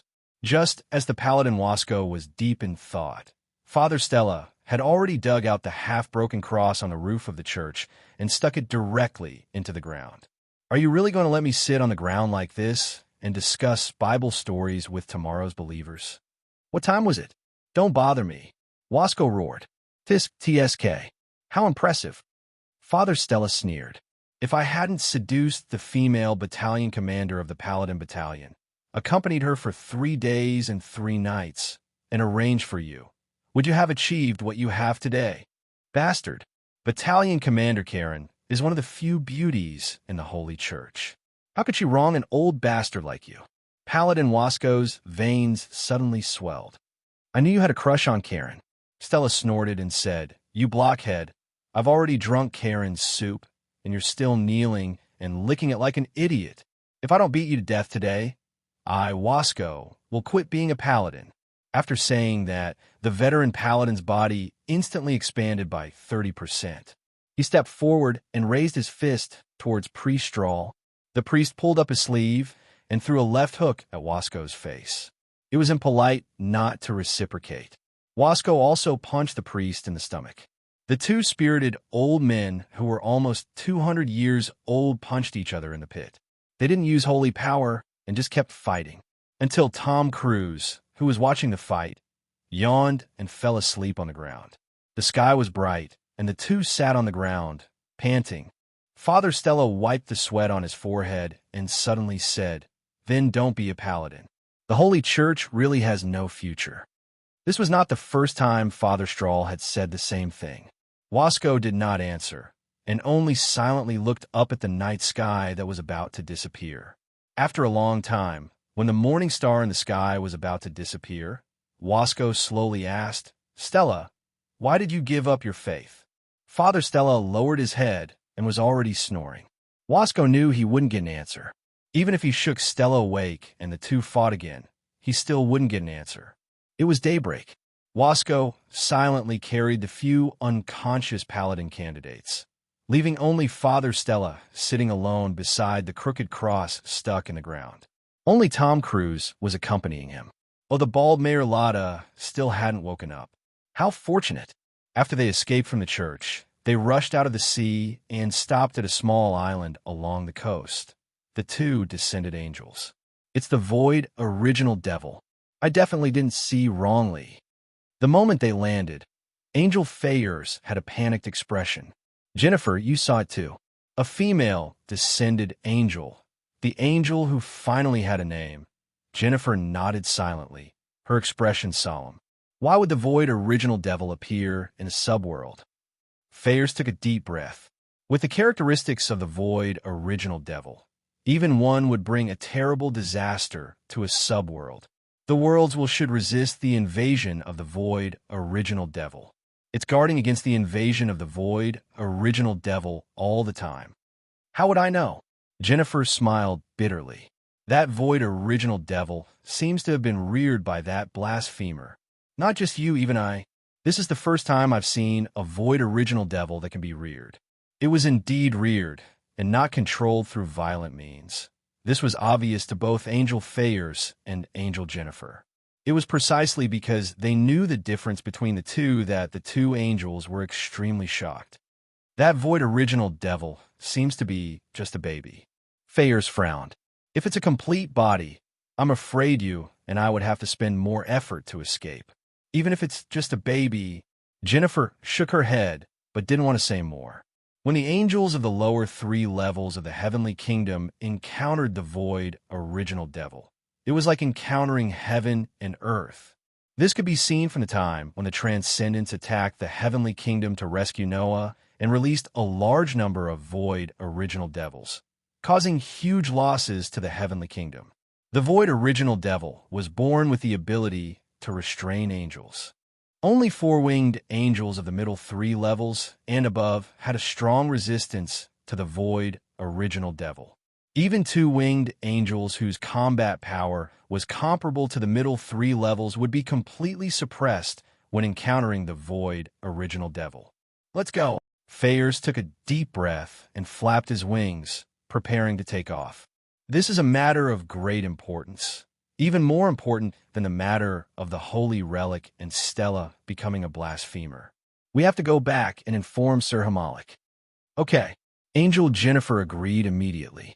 Meow. Suddenly, a cat meowed.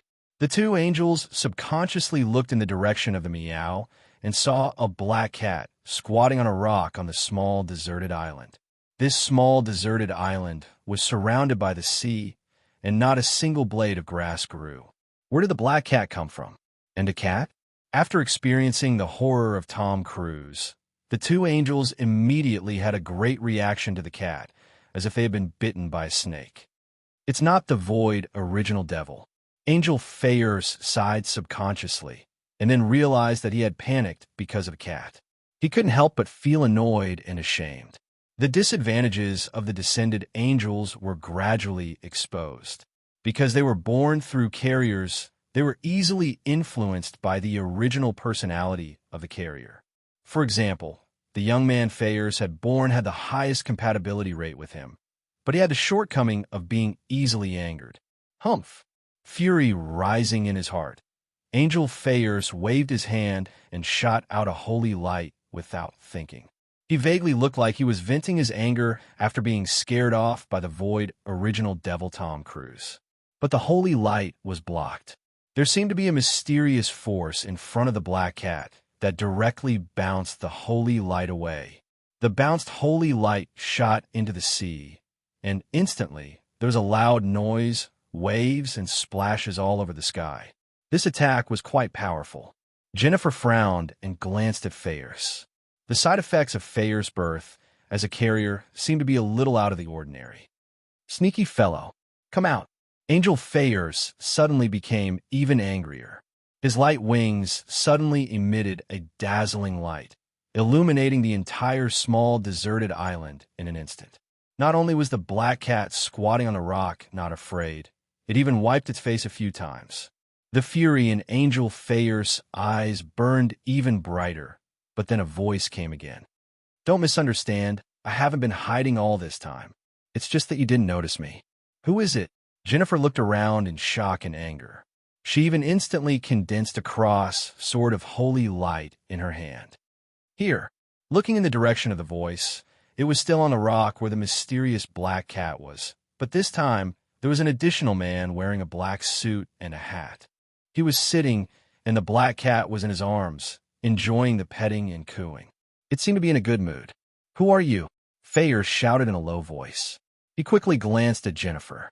Although he was furious, he calmed down instead. There seemed to be more and more secrets in this subworld, and he had temporarily stopped looking down on it. Me?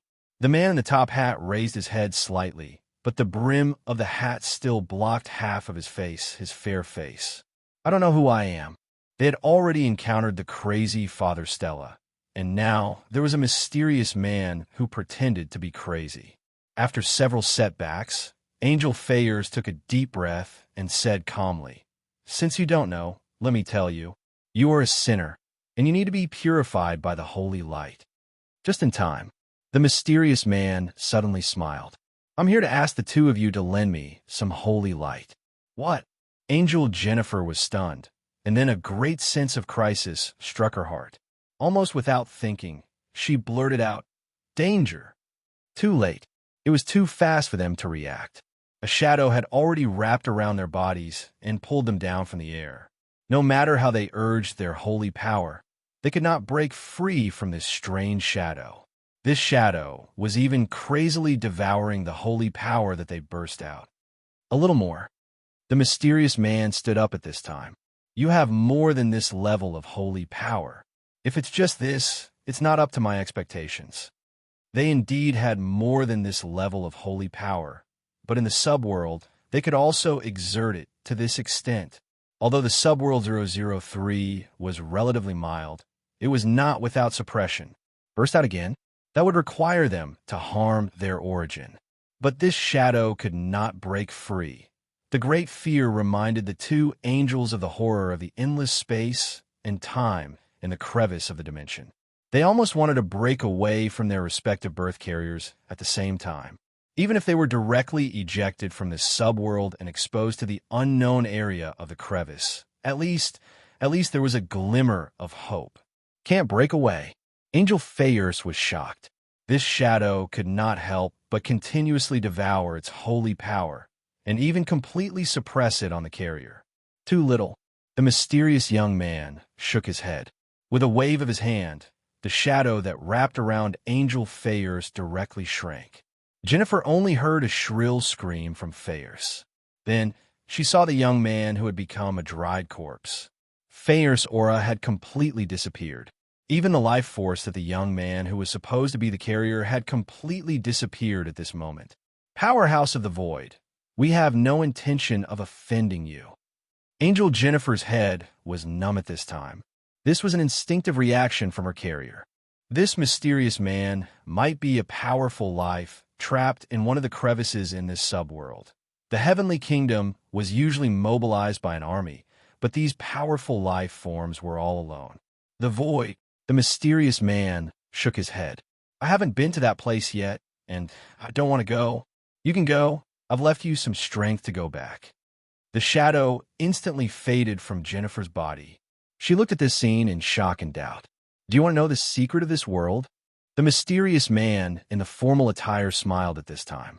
Go back and tell your boss. If you want to know, come and see me. But if it's only at your level, it's better to go back to your nest. This world is not a place where any Tom, Dick, or Harry can walk around casually. Angel Jennifer did not speak. She just silently spread her wings and quickly broke through the clouds, running for her life toward the holy city. Until she was completely gone, the man in the formal attire slowly sighed. He raised his hand, and a palm-sized remote control with blue and red buttons was in his palm. With so many sources of energy, holy power is the easiest to absorb. He looked into the distance of the sea. Give me more, Angel. After standing still for a long time, until a ray of sunlight rose from the end of the sea, the man in the formal attire looked at the black cat and said softly, "Let's go, Hermes." The black cat meowed and intimately jumped on the shoulder of the man in the formal attire. The moment the sunlight from the sea spread to the small deserted island, they disappeared. It still failed. Lamia's was so tired that she did not even want to move her fingers. She directly collapsed on the ground, and her little vest was soaked in sweat. It was sticking to her body. On the workbench, the dismantled parts of the inverse cross of fear armor were messy. The sphere that almost covered the entire workbench was now gradually losing its light. Lamia's looked at the holy relic of reversal in her hand and showed a trace of a bitter smile. As expected, the spiritual power of a normal person is not enough to support this kind of refining. If that's the case, Miss Nunn's eyes burst out with a strange light. She cannot do it, but did not mean that others could not. That young manor owner who could use alchemy of composition without going through Master Pride's contract might be able to. He seems to be the most interested in new things. Lamia's thought to herself, what I want to do is to combine the holy relic of reversal and the 6 sets of inverse cross of fear. He might be interested. Miss Nunn clenched her teeth, got up, and quickly tidied up everything here. Time. Chapter 16:11.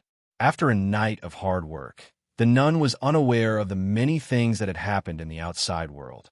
She only knew that the Black Order would soon know about the sinking of the Nautilus and the failure of Grant's mission. The next time they came, it might not be as simple as a few combat nuns. After all, she was carrying the holy relic of reversal and even had the deicide armor, one of the crystallization of the Order. How could the Order let her go so easily? With this thought, Lamia's suddenly came to a realization. Then, she felt an inexplicable discomfort. Since the Order knew that she was carrying the holy relic of reversal and the important deicide armor, even if they were determined to capture her, shouldn't they be more careful so that there wouldn't be any accidents during the process? Once this train of thought was opened, Lamia's could not help but assume the role of Grant's Order. If it had been her, she would not have exposed her intentions so early if she had only brought 6 combat nuns and the opponent was the absent-minded armor. She would have brought them onto the Nautilus first, then slowly planned to seize the holy relic of reversal, control the armor, and then finally control them. But Sister Grant had directly exposed her intentions from the very beginning. Did she expect that he would not resist at all? She was the instructor of the entire combat nuns. How could she make such a low-level mistake? She wants me to resist. Lamia's took a deep breath. The birth of this thought was the source of the discomfort in her heart at this time. The Order had not given up on her. Perhaps the old faction was under great pressure, so they had to use this method. No, the old faction's attitude was already very obvious. Perhaps this was just Sister Grant's personal behavior. Thinking of this, the huge sense of guilt in her heart made Lamia's overturn her plan to go to the manor in an instant. She hurriedly packed up everything, then rode the motorcycle and rushed to the cliff as fast as she could. Although Father Stella was crazy, he only knocked down the 6 combat nuns and did not kill them. Lamia's only removed the inverse cross of fear, from them and placed it behind a rock on the cliff. However, when a motorcycle reached the top of the cliff, Lamias did not find the 6 combat nuns. They had probably left after waking up. She looked at the place where the Nautilus was sunk by Father Stella, gritted her teeth, put on a set of reverse cross of fear, and began to search the nearby sea. But she only found a broken Nautilus at the bottom of the sea, but did not see Sister Grant. Father Stella only shot her down, but at that time, Sister Grant was wearing armor.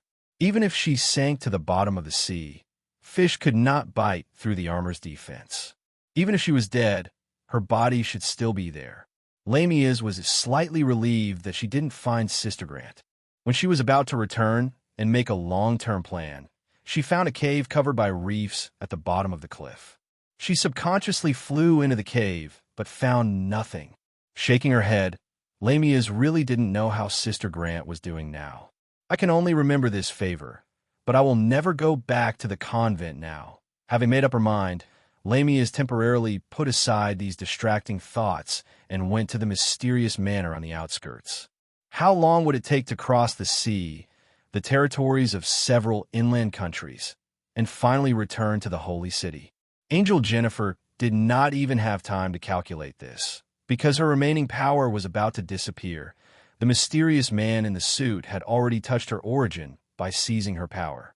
With the origin damaged to this extent, it was probably only possible to return to heaven and immerse herself in the holy pool of heaven to repair it.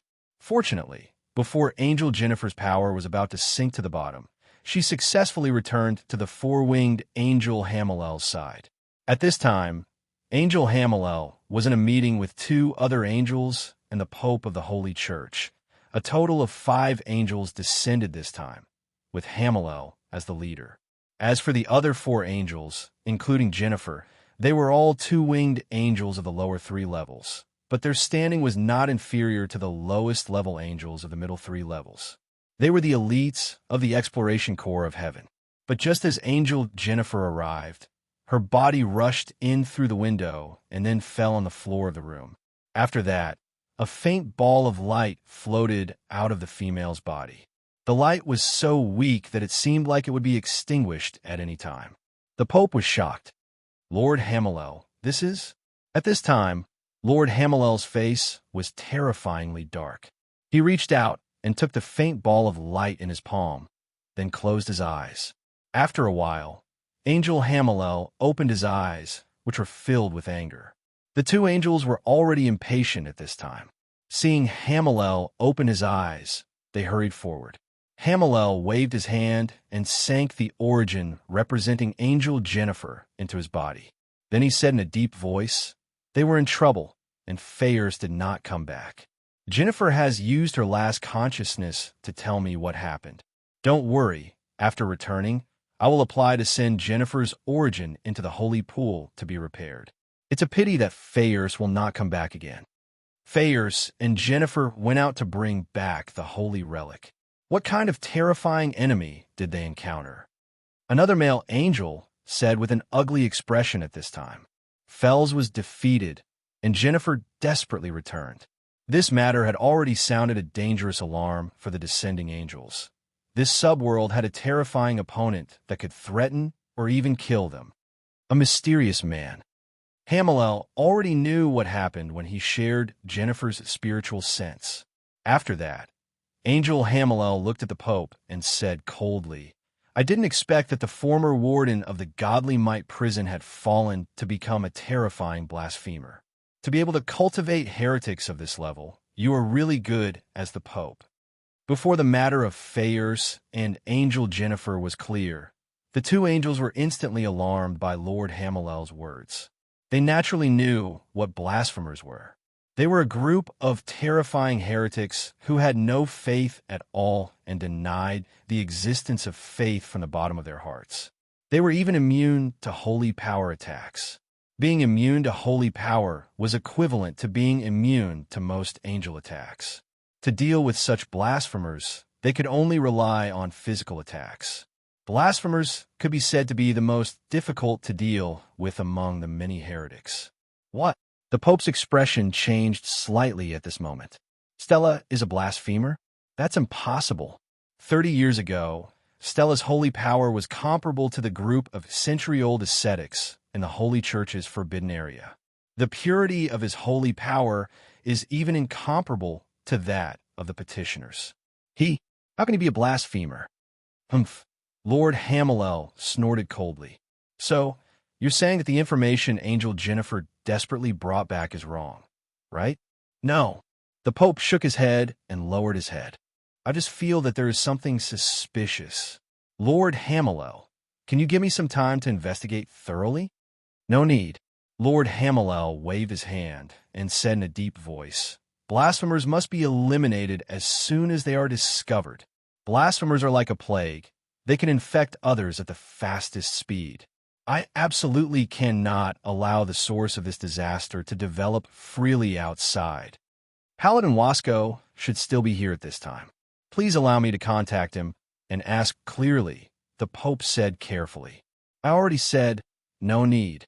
Lord Hamilel waved his hand and then said in a deep voice, Pope, please immediately summon all the paladins in the Holy City, as well as the priests. I want to go to Britain. Now. The Pope left. As a religious pope, he could not go against the will of the heavenly emissary. His strength did not allow him to go against this at all. My lord, you actually want to mobilize most of the Holy Church's power. The male angel said in shock. Could it be that the enemy Fells and Jennifer encountered was really so powerful in this world? It's the original void demon, Hamilel said with a grave expression. Stella raised an original void demon. The two angels' expressions changed drastically. Lord Hamilel waved his hand and said, all right, you two go and prepare for the moment. Once the church's people are gathered, we will immediately set off. Yes, their thoughts turned quickly, but the two angels did not obey the order and left. Only Hamilel was left in the room. But at this moment, besides anger, there was even a hint of doubt between his brows. That was the last message from Jennifer's spiritual sense. The secret of this subworld, Hamilel could not help but fall into deep thought. Could this person be a powerful creature from a certain dimension? With this thought, Lord Hamilel suddenly took out Jennifer's weak origin that had sunk into his body. He stared at it for a long time, and a hint of viciousness suddenly flashed in his eyes. You may not know, but the reason why angels of the lower 3 levels can be endlessly born from the reincarnation pool is only because you are created as consumables, as weapons. The power needed to repair you and create another angel is the same. Since that's the case, you might as well give me a little power here. The weak ball of light in his palm suddenly began to struggle violently, but the next moment it was eaten by Lord Hamilel.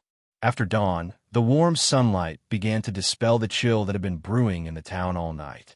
In the middle of the dilapidated and empty old building, the sunlight, sprinkling and brought a trace of warmth to Teacher Pu Lin. He opened his eyes and discovered that he was sleeping on the floor. Then he promptly crawled up, staring at his hands that were still wearing white gloves. Mr. Poulin's eyes flashed with a hint of hesitation.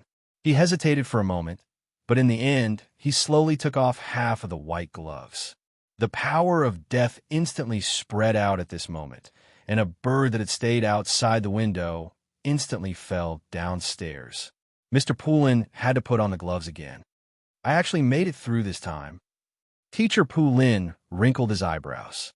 That kind of explosion of the power of death had happened a total of 4 times over the years, including this time. The first 3 times, each time brought about a terrifying result. The first time, an entire village of people died. The second time, because he was wandering in the mountains at that time, only a few hunters died, but the area covered was an entire mountain. The second time, the life of the entire mountain was wiped out. The third time, because of a premonition, Mr. Poulin simply went out to sea and came to a deserted island alone. That time, the power of death covered an area of 30 nautical miles. As for the 4th time, he actually didn't notice when the explosion happened, but it didn't cause any damage. Could it be that after the first 3 explosions, he could subconsciously control the damage caused by the explosion of the power of death, after the fourth explosion? Not necessarily. Mr. Poulin let out a long sigh. The fourth explosion happened without warning, but he vaguely felt that the fifth explosion seemed to be coming soon. It seems that it's about time to leave this place. In order to deal with this kind of sudden explosion of the power of death, he needed to find a deserted place. He sighed, thinking about Mr. and Mrs. Smith who were still in the hospital. After a moment of contemplation, he went out of the door and walked to the suburbs to find some fresh soil. Boss Luo went to sleep in the second half of the night. Since Miss May came back, Boss Luo felt that he couldn't continue to stay up late. At dawn, Miss May, who didn't need to sleep, was already busy in the kitchen. As for Eve, she stayed aside, waiting for orders and reporting some things. Really? She really said so. Miss Maid, who was making souffle, smiled and looked at Eve, saying, "You're so interesting. You're actually debating with you. It seems that this Miss Lamia's is really an independent woman. Because of her limited cognitive level, Lamia's doesn't know her ignorance."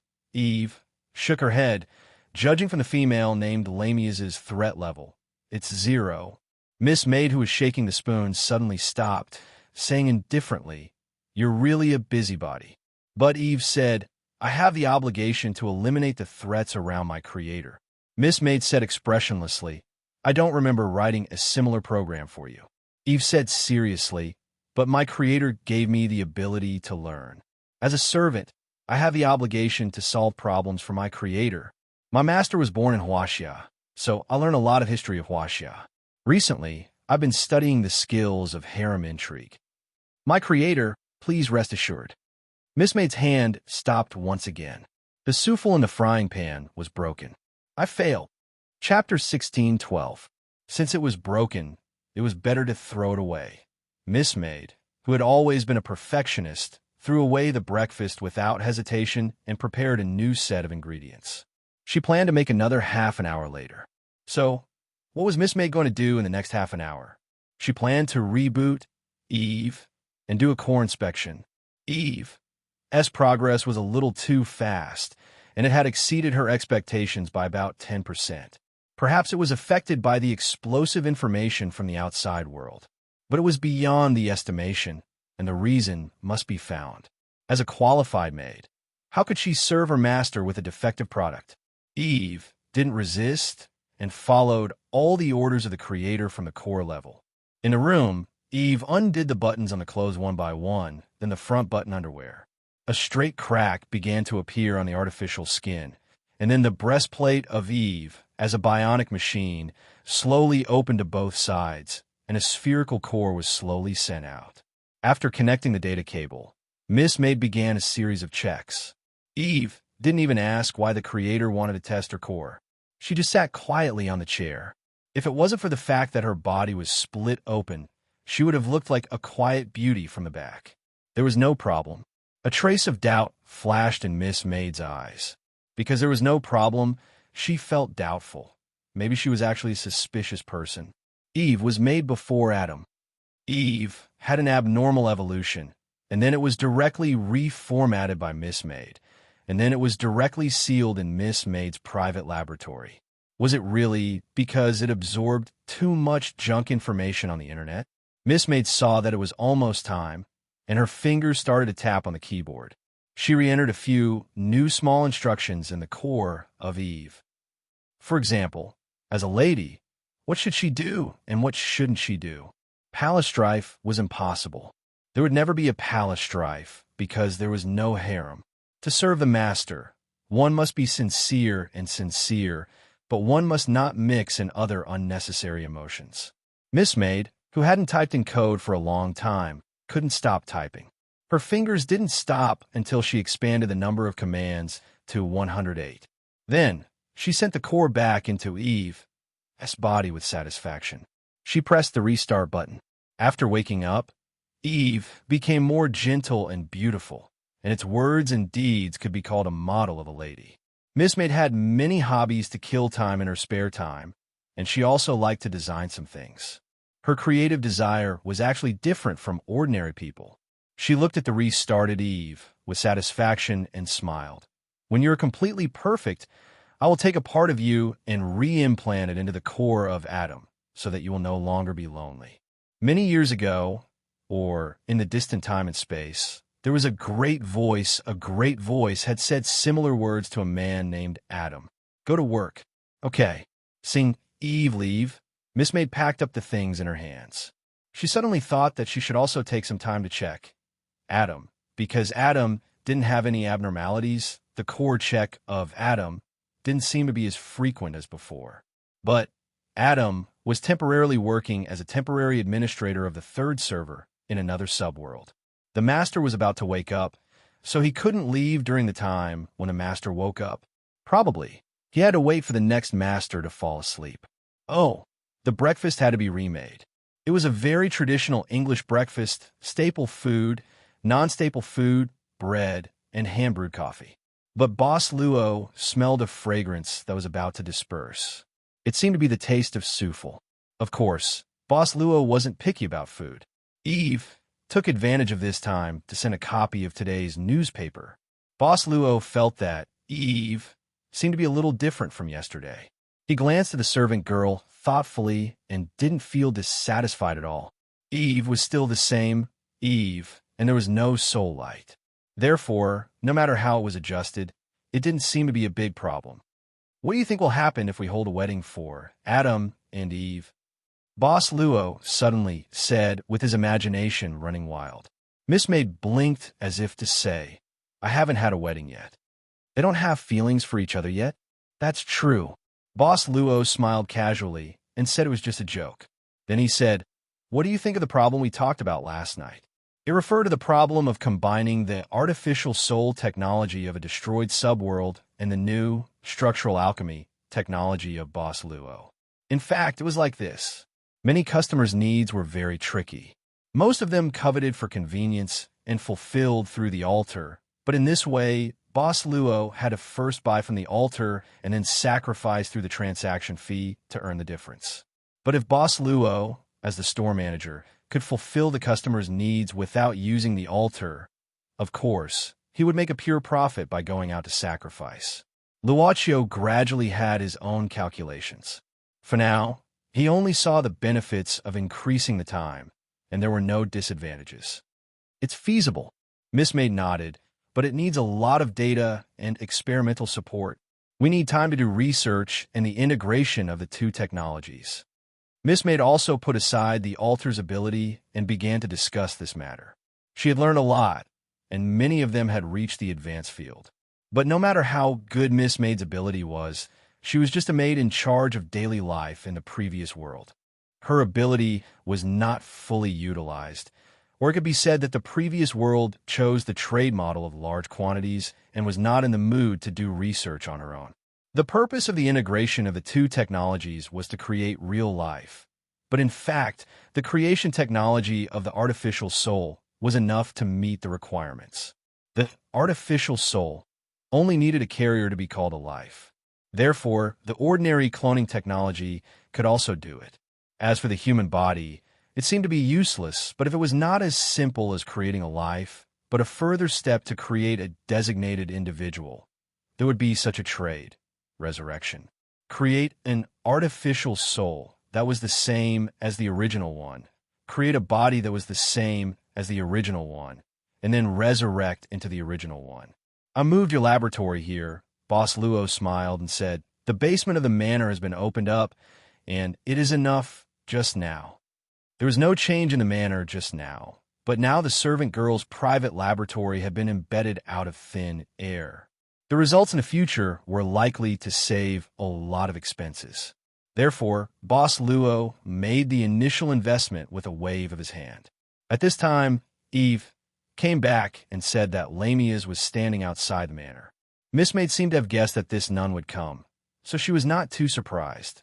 Last night, she accompanied Boss Luo to watch a movie. Well, this damn inconvenient information screen TV.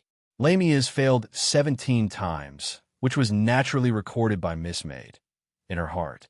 Therefore, Miss Maid smelled the smell of the guest early, but she didn't know whether it was the kind of guest that the master liked. But since she came, she just had to greet her. Who is this? Lamia's looked at the golden-haired and blue-eyed Miss Maid standing in front of her with surprise. Out of curiosity, she couldn't help but compare this golden-haired and blue-eyed Miss Maid with Eve. Beauty was almost the same. When beauty reached a certain level, it was almost the same. The next was actually the difference between temperaments.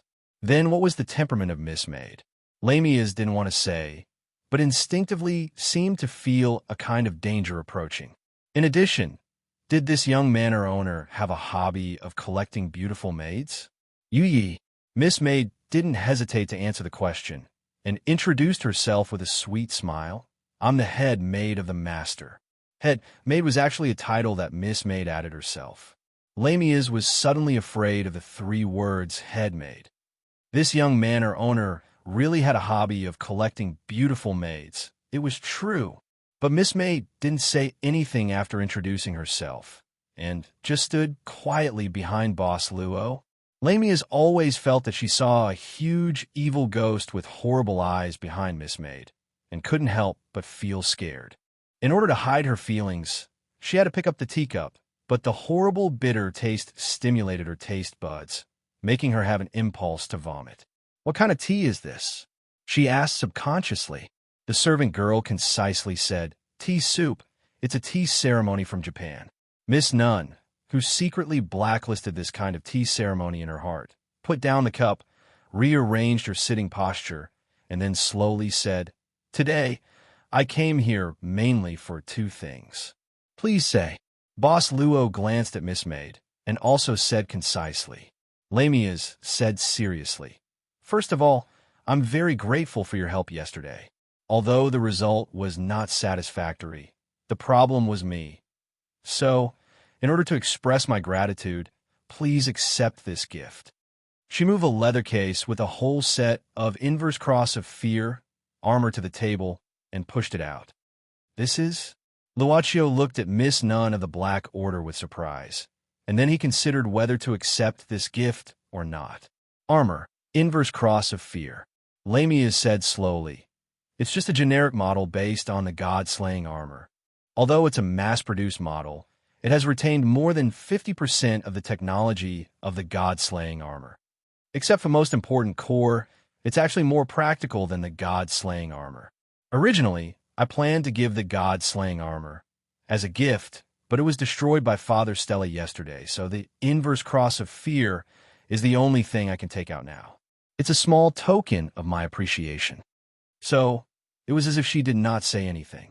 This favor was extraordinarily smooth, but Boss Luo did not say anything. He just opened the leather case curiously. With the structure of this case, it was obvious that there was no way to store the inverse cross of fear that covered the whole body. According to the parts of the armor, it needed at least a case of 1 cubic meter. The only explanation was that the essence of this set of armor was nanotechnology. It was like the Playboy Iron Man's Mark V in a movie. But movies were movies, and most of them were fantasies or technologies that had not been achieved yet. But obviously, the Black Order had reached the level of this technology. Boss Luo did not express that he wanted to accept this set of armor. He let the case be placed on the table, and then asked, What's the second thing? After careful consideration, Lamia said, I don't know if you can shelter me for a while. Actually, her biggest purpose in coming here was to let this mysterious manor owner take action and try to fuse the inverse cross of fear with the holy relic of reverse cross of fear. In her estimation, if a new set of armor could be born, then the performance and power of a new set of armor would definitely be comparable to the god-slaying armor, or even surpass it. But why would the other party help her? On the way here, Lamia's had been thinking for a long time. The conclusion she came to was that even if she sold her body, she would not be able to move the other party. She who had been abandoned by the Black Order could not take out anything special that could move the other party. Taking a step back, Lamia's planned to stay by the other party's side first, and then look for an opportunity. As for Father Stella, she naturally wouldn't really treat Father Stella as her god in faith. That was just a trick she used to deal with the crazy Father Stella in a flash of inspiration. She didn't expect it to be so effective. Father Stella was an unstable lunatic. She did not know if she would be beaten down by this priest one day if she stayed by Stella's side. But this manor owner was different. Lamias did not know how powerful this young manor owner was, but since he could easily suppress a holy knight of Wasco's level, his strength should not be too far from Father Stella's, who could destroy the god-slaying armor with one punch. On the other hand, compared to a greasy old man like Father Stella, this mysterious manor owner in front of her was obviously more pleasing to the eye. Young. At least he looked young, powerful, humble. Even a child would know how to choose. Yes, Miss Nunn was a good-looking person. Chapter 16:13. Protection. Luaccio glanced at Lamias at this time. Of course, it was not because of how strange this request was. In fact, similar requests had actually occurred many times in the shop's account books in the past. The person who handled it was naturally the previous owner. Boss Luo had seriously made a deal like protection, but in fact, he had never done it once. Miss Maid had no expression as if she did not hear Lamia's request. Yes, protection. Seeing that the manor owner didn't directly refuse her, Lamias nodded hurriedly. Of course, the protection is not absolute. If your excellency encounters a situation beyond your ability, I'll leave directly, or you can directly hand me over. It's not a problem. Miss Maid looked at Lamias with some surprise at this time. Protection and limited protection. This girl was completely playing the role of a poor, persecuted person who did not even dare to expect to be helped. His humble appearance made him look quite professional. But would there be a situation beyond the shop's ability? Luaccio's curious thought in his heart was, if there was, he would like to see it. Since it's protection, there is naturally a time limit. Boss Luo ended his thoughts and asked directly, I don't know how long Miss Lamias' protection period is in your mind. There's hope. Lamias couldn't help but feel slightly excited, but she knew that at this time, she had to be more stable and not anxious. So she said more seriously, 1 week. The first protection period is 1 week. From the time the Black Order knew that the Nautilus sank, the combat Nunn's squad failed, and Sister Grant's whereabouts were unknown, to the time they took to respond. In fact, at most 3 days was enough. 1 week was the safety time Lamias gave herself. If there was a first time, there would naturally be a second time, and the second time obviously had to be based on the situation of the first time to make more detailed considerations. Every step needed to be taken step by step. In fact, Boss Luo quite liked this kind of careful attitude. He looked at Miss Nunn with a little more interest. I'm happy to make this deal with you, Miss Lamias. Boss Luo smiled slightly. But since it's a deal, I think Miss Lamias should also be clear about the nature of the deal. Here's the point. Lamias' heart tightened at this time. Boss Luo did not even care about the reverse holy relic and returned it to her casually, but promised to help her suppress Wasco because of the information of sphere of structural alchemy, which made it difficult for Lamias to figure out his preferences. But when she came, she had already thought of a countermeasure and planned to take a big gamble. One condition. Lamias took a deep breath, saying solemnly, the protection time is 1 week, and the reward is a condition. No matter what your request is, as long as I can do it, I'll meet your conditions. Huh? Miss Maid, who was behind Boss Luo, suddenly snorted. Lamias suddenly shuddered. Before the young manor master could speak, she added, this condition doesn't have any so-called moral standards. It can be completely according to your will. In other words, as long as you think I can do it, I can do it. Even death. That's a very high reward. Boss Luo smiled at this time. It was a smile of seeing something interesting. It was not difficult to shelter Lamias for a week, and he did not even need to use the ability of the altar.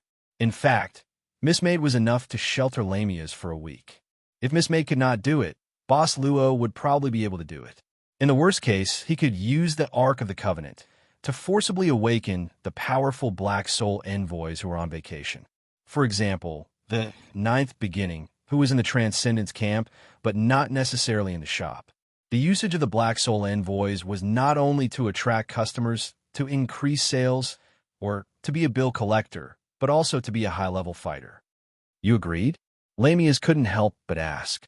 Although she had high expectations for the success of this trade agreement, she still couldn't help but feel nervous. After all, they were facing the entire Black Order, which was a giant force in the Dark World. If they were not fully prepared, A neutral force, such as the Magician Association, would not easily fight to the death with the Black Order. But since the other party was just a small group, or even a private force, how can I not agree? After all, Miss Lamia's reward is so high. Boss Luo smiled casually. How about this? The protection period is 1 week, and then, during the protection period, you can freely move around the town. What do you think? The town? Lamia's frowned. Boss Luo knew what she was worried about, so he said casually, "Don't worry. If you encounter any danger, we will immediately come to your side and won't let you have an accident. If you don't believe me, you can experience it first." Experience it? Lamia's couldn't help but be stunned, because in the blink of an eye, she was already in front of a seaside lighthouse more than 10 kilometers away from the manor. Lamia's knew this lighthouse. The sea breeze was salty and fishy. She looked around in horror, but before this feeling of fear spread throughout her body, she returned to the manor again. She looked at the young manor owner and the blonde woman with blue eyes who claimed to be the head maid in surprise. Boss Luo said softly, "You see, our reaction is very fast, right?" Lamia's nodded her stiff neck. Who knew what she was going through at this moment? At this moment, Lamia's only had one thought in her mind. She seemed to have underestimated the means of this mysterious manor owner. The request for a trade was too conservative. "Okay, Miss Lamia's, you are free to move around." Boss Luo stood up at this time. "It's still the same as before, except for the places above the second floor in your room. You can do whatever you want here. Then, if you want to have dinner here, we'll meet in the evening." Where are you going?" Lamia's couldn't help but ask curiously. "School." Boss Luo blinked and said, "I am still a student." Lamia's, it was still the same room that was arranged for her when she was injured last time.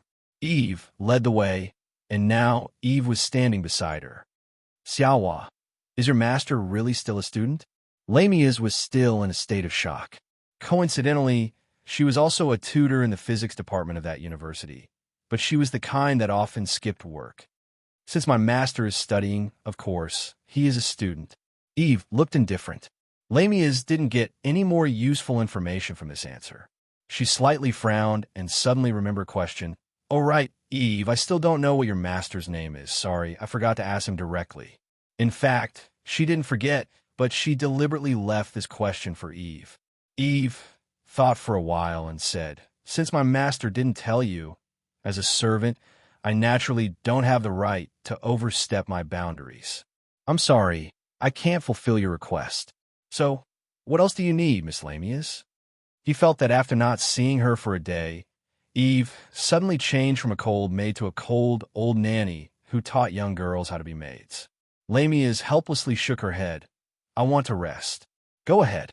Seeing that Eve had left, the huge manor returned to silence again. However, Lamia's knew that in this manor, other than Eve, the manor owner, and the head maid who just appeared today, there were probably other people or things. That mysterious attic. Since the manor lord has already agreed to protect me for a week, then my safety factor should have increased by quite a bit. Lamia's calmed down and began to think about how she should use this 1 week of safety. The key was how to bridge the gap between the power of ordinary people and inhuman. "Since you are so interested in new things," Lamia's eyes lit up. "Maybe I can reveal some information about that civilization." She quickly sat in front of the table in the room, opened the drawer, took out a pen and paper, and lowered her head to write something. If there was no danger near Lamia's for a week, then this kind of protection request was pure profit, although it was only a request that the other party unconditionally obey. "Master, what are you going to ask Miss Lamia's for?" Miss Maid, who was driving the beetle, turned back and asked. "I don't know for now." Boss Luo shook his head. "I just feel that she won't suffer losses. Of course, we can't be sure about the future. As long as she hadn't seen the future." They didn't discuss whether Lamia's would repudiate or even sneak away after the protection period ended. So far, there hadn't been a customer who could successfully repudiate in the endless store account books. Right? Boss Luo suddenly thought of a question and asked directly. When Father Stella left the Holy Church, he seemed to take away the holy relic of the church. Do you know about this? Miss Maid shook her head. I don't pay much attention to the Holy Church. Miss Maid's origin was not in this subworld, but there were still legends about her. The legends of this subworld number 003 were indeed quite chaotic and heterogeneous. There's a holy relic here? Miss Maid immediately asked, and then apologized. I'm sorry, I didn't do enough homework. The probability of giving birth to petitioners is higher here, Boss Luo said. Miss Maid looked thoughtful. How about we go to Father Stella's church during the school lunch break? Boss Luo smiled and said, I want to see that void original demon. He was talking about Tom Cruise, who was raised by the priest. They were about to be late because of Lamia's visit, but Boss Luo said that they didn't want to be late for Teacher Pulley's first class. Miss Maid nodded, and then stepped on the gas pedal to the bottom. The rest was up to fate. The speed at which the Pope gathered the paladins and the priest team was faster than Sir Hamalik expected. It took about half an hour. At noon in the Holy City, all the active paladins in the paladin camp in the Holy City, including a group of outstanding paladin trainees, had already formed a square formation. Beside them were a large number of priest teams. Of course, this was not the full strength of the Holy Church, but at least it was most of what the Holy City could gather at the moment. After all, the Holy City still needed to leave a little defense force to deter the weak. The Pope obviously wouldn't be impulsive like Hamalik, but 2 cardinals were sent to follow him. At this moment, Hamalik was standing on the high platform, like a general in ancient times who was gathering troops, standing with his hands behind his back. The Pope sensitively felt that Hamalik at this moment had an aura that made him uncomfortable. It was like a murderous aura, but Hamalik was obviously an angel who had descended. Sir Hamalik, according to your request, we can only gather this many people at present. The Pope came behind Hamalik and said neither humbly nor overbearingly, in addition, I need to leave a minimum standard of strength to defend the Holy City. They will feel honored to be mobilized this time. Hamalik said calmly. Hamareth calmly said, this is to protect the holy might of the Lord. Don't worry, for the warriors who perform well enough. When the time comes, I will be their guide. The Pope, on the other hand, was not very happy. He could vaguely hear that this operation was rather dangerous. But looking at the 2 red-robed bishops not far away, they were in high spirits, as if they had already received great glory even before they had officially moved out. He could not help but sigh to himself. So many people are mobilized, it's quite troublesome. The Pope sighed. I have already spoken to the Queen of Britain. From here, we will first enter the inhuman domain, and then through the coordinates, we will enter the border of Britain. Although the Inhumans in Britain were already under control, the Holy Church had always been unwilling to listen to the Magician Association's decision. It was just that one of their bases was in the inhuman domain and the other was in the modern world, so there was less space and opportunity for conflict between the 2 sides. Then let's go. Hamalik nodded. I also want to see the origin of this so-called inhuman domain. I heard that many dark creatures have hidden there. It seems to be a place to hide evil. I know you are very confident. The Pope sighed inwardly. Most of the angels recorded in the documents of the Holy Church were quite confident. He hoped that there wouldn't be any trouble. The first Tower Master of the Magician Association, Hui Yao, was far from being as simple as he looked from the outside. Let's go. Just as he was deep in thought, someone shouted from below, and the coordinates to the inhuman domain slowly activated. Chapter 16:14. The appearance of the 5 descenders in the Holy City wasn't something that no one knew about.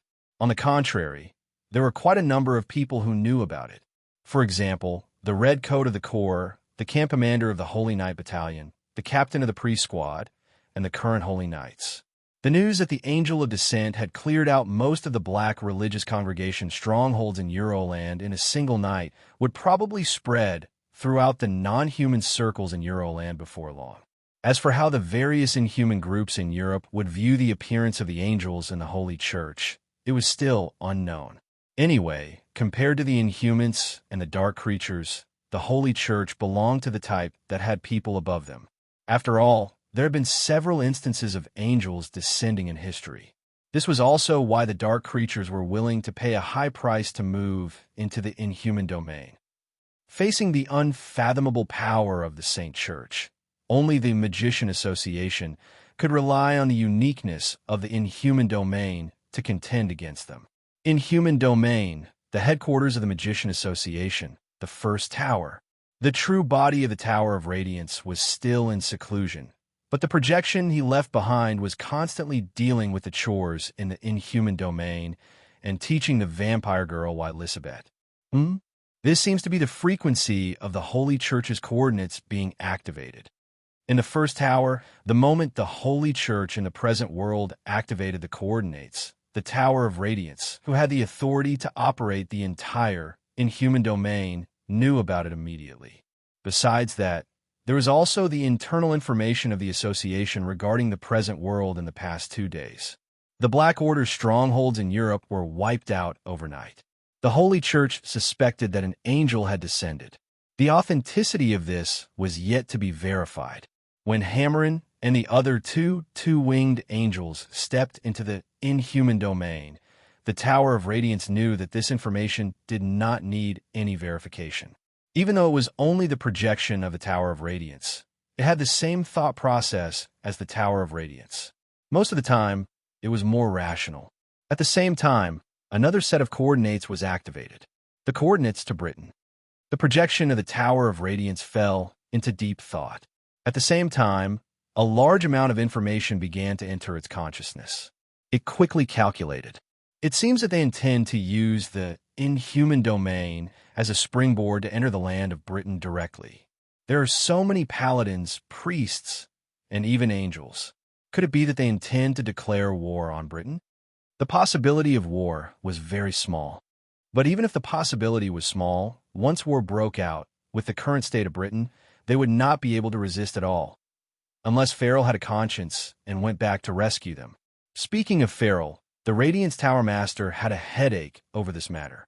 As the main port of the entire inhuman domain intelligence system, as long as it wanted to know, it could immediately detect Farrell's current movements.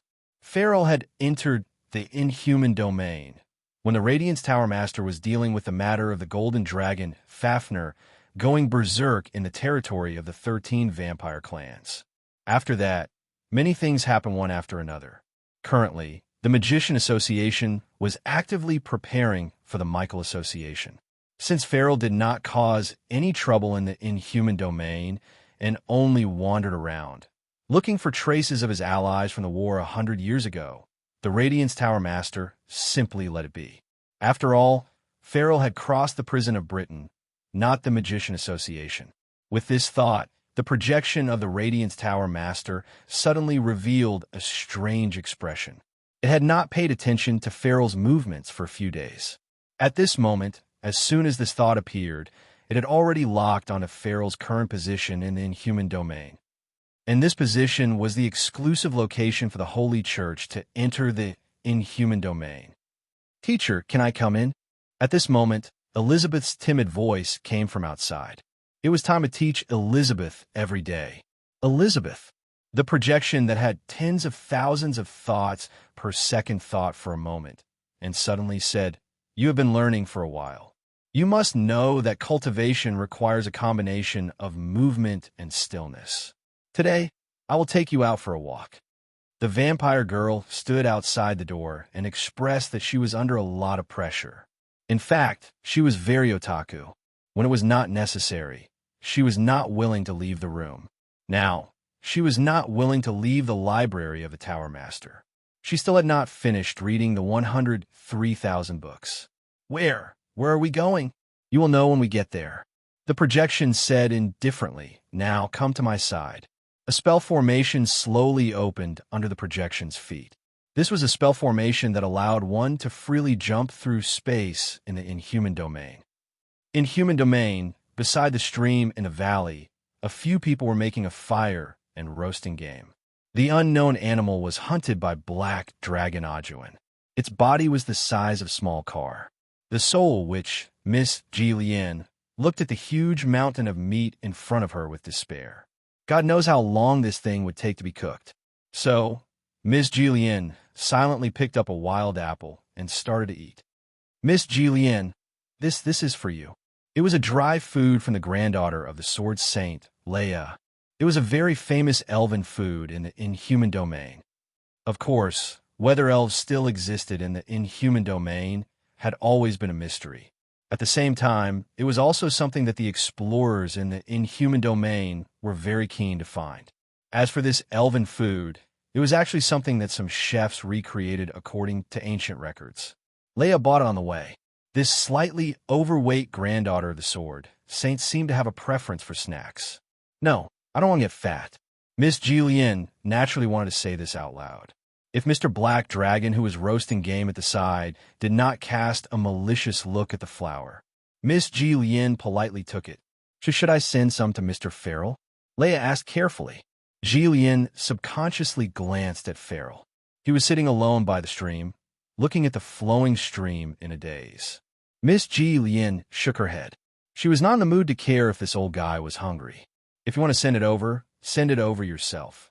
Leia immediately stammered, unable to say a word. Miss Jillian sighed in her heart. Ever since Farrell mercilessly slapped Leia, the way Leia looked at Farrell had changed. It was the way a small animal looked at a lion.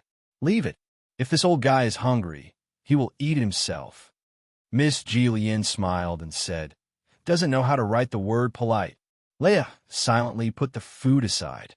Then she mustered her courage and asked, that, Miss Jillian, is Mr. Farrell unhappy? Isn't it obvious? Miss Jillian said grumpily. This old guy has been trying to reassemble the heroes of the war 100 years ago. But along the way, other than you, the descendant of the sword sage, he didn't even find anyone. To be honest, I think this old guy is a jinx. You see, we finally made a trip to the headquarters of the Magician Association. In the end, the association was invaded and almost turned into ruins. We didn't even see the shadow of the Radiance Tower's owner. Then, he went to the territory of the 13 clans. This is even worse. The Grand Dukes of the 13 clans are all dead. My God, don't you know that this matter is being discussed every day in the inhuman domain? Leia's face was full of misery. She just wanted to go home. Miss Jillian shook her head and said, we have been to 6 or 7 places. Those former heroes are either missing or dead. I think this old guy is wasting his efforts. Besides, even if these heroes still have strength, they probably won't be willing to do anything. Look at them. They're all established and in their later years. Which one of them doesn't want to enjoy the last days of their life? How many reasons would they have to sacrifice their lives? Of course, it was not a bad thing for Miss Jillian that Farrell couldn't find the people he wanted. She thought that when Farrell gave up, he would probably fulfill his promise and help her find the Acacia record. At this moment, Farrell, who was sitting cross-legged in front of the water, suddenly stood up. Miss Jillian was so scared that she hurriedly said, I'm just stating facts. Maybe you're right. Farrell was surprisingly not angry. Maybe they have really lost their vigor. Heroes past their prime. They're no longer the heroes of the past. Miss Jillian's eyes widened. Damn it. When did this old guy become so reasonable? So? Farrell said calmly. I don't intend to worry about these guys who have lost their courage. Our era will eventually pass. The future should be handed over to the new generation. An ominous feeling began to spread in Miss Jillian's heart. As expected, Farrell's next words caused the eyes of this, which with the power of the mind, to turn black. There is still hope for the new generation. They are more moldable and can become stronger. Farrell said sternly, I will look for the younger ones with enough aptitude and mold them into the heroes of the new era. Our enemies are full of temptation, so your spiritual power is necessary. Jillian, I will train your ability. From today onwards, I allow you to use your spiritual power to explore my heart. As long as you can walk into the deepest part of my heart, you will succeed. Miss Jillian even had the urge to slap herself. She shouldn't have said that the heroes of 100 years ago had become cowards. She had really dug a big hole for herself.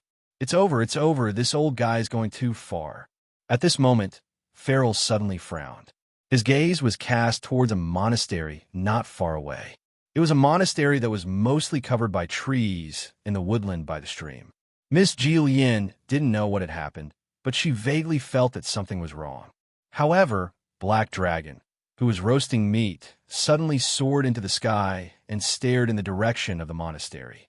After a moment, Ajuin lowered his head and said, "Old madman, I smell something bad. It seems that it's not just the paladins of the Holy Church." "Let's go take a look," Farrell said. "Since we are looking for the new generation with potential, the Holy Church should also be included in the scope of investigation. They didn't contribute much in the past, so let's just treat it as making up for it this time."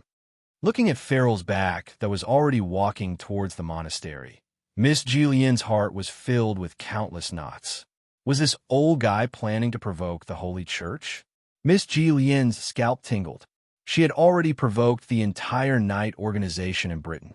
If she offended the Holy Church this time, there would be no place for her in the modern world, or even in the entire Eurasian continent. "Wait, old guy, you mustn't." Before Miss Julien could finish her words, Mr. Black Dragon covered her mouth. At this time, Mr. Black Dragon said with a smile, "I've been annoyed by these paladins for a long time. Many of my ancestors died at the hands of the Holy Church. This time, it's great that old madman is taking the lead to cause trouble for them. Don't make trouble for me, or I'll stuff your mouth with octopus legs." Miss Ji-Lien almost vomited. Just thinking about it made her feel strange. Gradually, the knights and priests of the Holy Church walked out of the coordinates. Soon, the small monastery felt like it was overcrowded. Hammerline frowned subconsciously and called a redcoat next to him. "How's the Holy Church's influence in the inhuman territory?" "It's barely passable." The redcoat's heart skipped a beat, and he forced a smile. "Humph. Useless." Hammerline snorted coldly. At this moment, another descended angel came to him and whispered, "Lord Hammerline, this inhuman territory seems a bit strange. The stability of this space is beyond the normal small world fragment. It seems like since the arrival of Hamalel's batch of descending angels, the previous batch of descending angels had been hundreds of years ago. Therefore, there is a certain delay in the information regarding the birth of the non-human domain in this subworld." The redcoat who was called over quickly said, "Lord Hammerline, according to the news from the headquarters of the Magician Association, this inhuman territory seems to be built by their first tower master, Hui Yao, using the former holy kingdom of the Greek gods as the foundation." "What?" Unexpectedly, Hammerline exclaimed in shock. "This place is the former holy kingdom of the Greek gods?" This Hammerinsky angel even grabbed the collar of Han Hongyi and pulled him in front of him. "Are you sure?" It's true," the redcoat said in shock. Hammerline slowly let go of the redcoat and murmured to himself, "This is impossible. The holy kingdom of the Greek gods has been lost for a long time. How could it appear here? Could it be?" At this moment, a cold voice sounded. "Who is it? Come out." This voice came from a holy knight who had entered the inhuman territory long ago and volunteered to patrol outside the monastery. Chapter 16:15. The one who issued the warning was a male holy knight. He was promoted from a trainee to a holy knight. This male holy knight could be considered a veteran of the Holy Church's holy knights. In his 10 years of life as a holy knight, he had annihilated countless dark creatures. The holy light was quite strong. He used a pair of cross swords made of strange metal. As for the armor, it was the standard armor of glory of the holy knights. Armor of glory was a product of the Holy Church's workshop of God. It was similar to enchantment. Usually, a set of armor of glory would need to be engraved with more than 10 different effects of the Holy Church's divine spells. It could be said that it was a combination of attack and defense. First, the male holy knight pulled out a cross sword from his waist. At this moment, he stared at the direction where the noise came from. Then, he pulled out another cross sword as well and got into a defensive posture. At this moment, "You're quite alert." The male holy knight couldn't help but shudder at the sudden voice. He still didn't know who the other party was, but just this voice alone was enough to make him feel a chill down his spine. He looked towards the direction of the voice.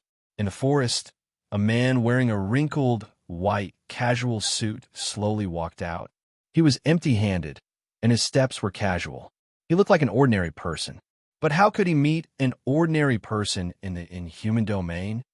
The male holy knight frowned and wanted to stop the other party from approaching. The nearby area was actually controlled by the Holy Church. Although the Holy Church's influence in the inhuman domain wasn't big, it was only in the inhuman domain.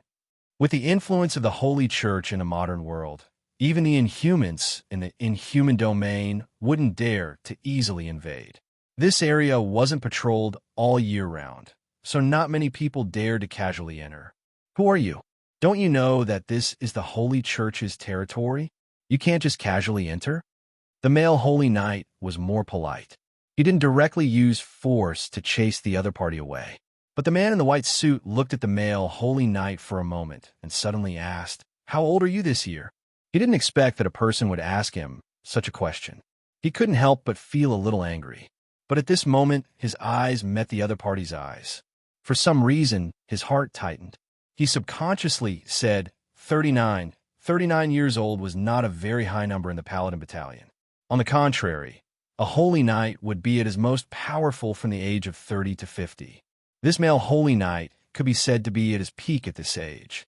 Unexpectedly, the man in the white suit shook his head in disappointment. 39 years old, only to reach this stage. His potential has been exhausted. Even if there is more progress in the future, it won't be much. What a pity. If you were 20 years younger, you would be a great talent. When had he ever been looked down upon like this? Looks like your excellency's arrival isn't as simple as visiting the monastery, right? The male holy knight still had some manners. Even though he was furious, he suppressed his anger and looked at the other party coldly. The monastery is not open to the public today. Please do as you wish. Otherwise, you will bear the consequences. I hope you won't make a mistake. The man in the white suit looked at him again in surprise. Then he shook his head. Your temperament is not bad, but you're still too old. You don't have much potential. Time waits for you. Who would be able to withstand this? The male holy knight was instantly enraged. Holy knights like them were not clerks who read scriptures every day. They were trained through life and death situations. In fact, they never lacked courage. Where did this brute come from? How dare you cause trouble in the church's territory? Leave quickly. The male holy knight attacked in anger. However, he did not really want to kill. He only wanted to force this guy who did not know what was good for him to retreat. This attack, with 50% of his strength, moved like the wind. He swung his crossed sword and stabbed it directly at the man in the white suit's shoulder. However, the other party did not move. He just casually stretched out his hand. His index finger and thumb strangely pinched the tip of the crossed sword. It was as if it was clamped by an iron clamp. The male holy knight could not pull it out. He was shocked. The man in the white suit casually swung his hand.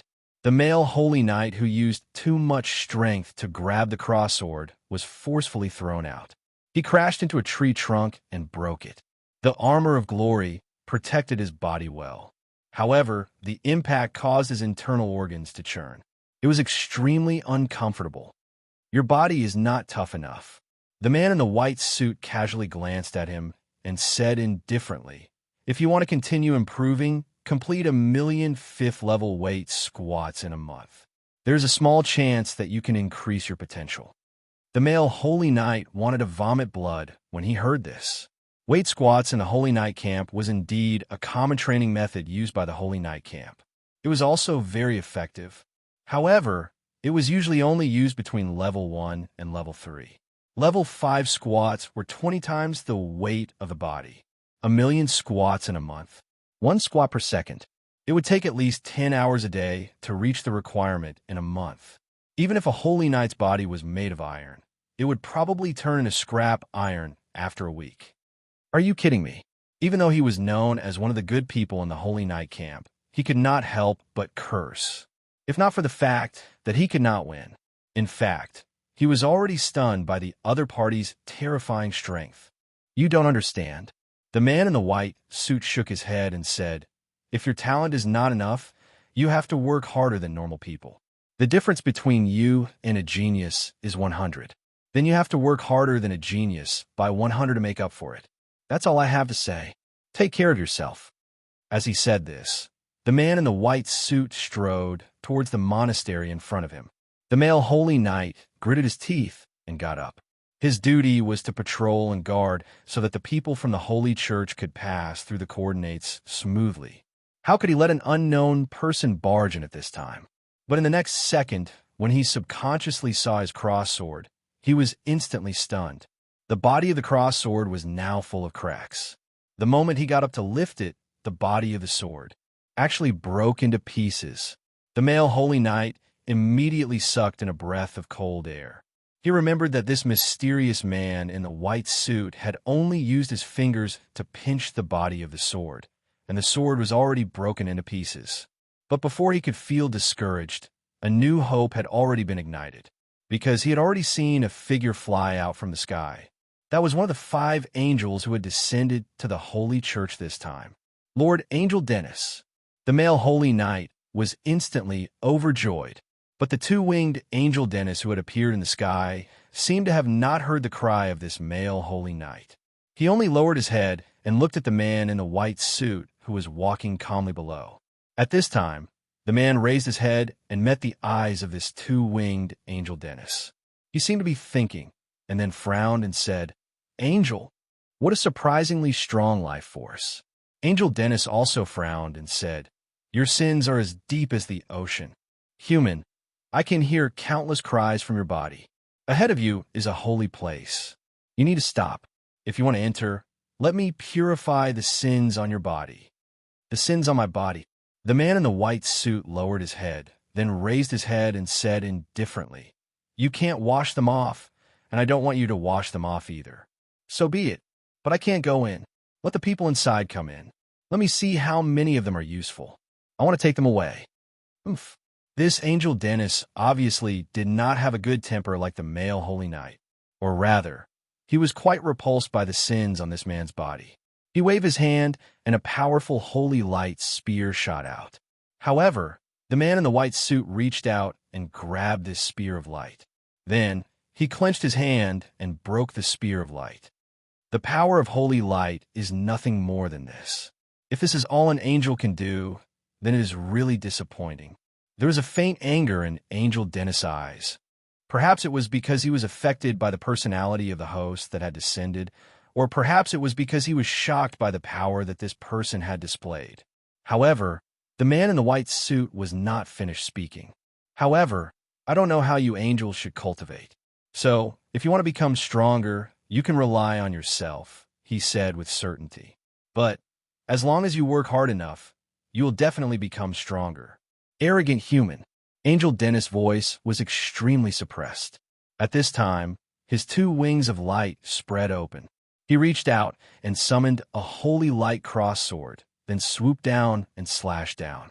However, this angel swung his sword so quickly that the man in the white suit easily dodged it. The angel's sword was unable to hit the man's body. It did not even touch a corner of his clothes. At this time, the male holy knight who was watching the battle from the side was shocked. "Swordsmanship?" The man in the white suit nodded and said bluntly, "If this is all you have, I can give you some guidance. This stab is quite good. If you do 100,000 stabs a day, you should be able to improve in half a year." Damn it. The male holy knight immediately wanted to curse. Did this guy with facial paralysis say that training was at least 10,000 times? Even a male holy knight had the urge to vomit blood, let alone Angel Dennis, who was bearing the brunt of the attack. Humiliation. He felt the naked humiliation from the other party. Majestic holy power burst out of his body, or perhaps it was in a fiery state. Angel Dennis' speed instantly increased by at least 50%, but he was still unable to touch the other party with his sword. This made Angel Dennis even more shocked and angry. The holy flames on his body burned brighter and brighter. It was more like a burning demon fire. "What's going on? Shouldn't you angels have pure hearts?" The man in the white suit frowned and said, "What did you eat? Why can't you withstand such a small setback? Don't you know that after being humiliated, you have to be brave? Look at your current movements. You have too much strength, but not enough agility. This stab was quite good just now, but now it's completely out of shape.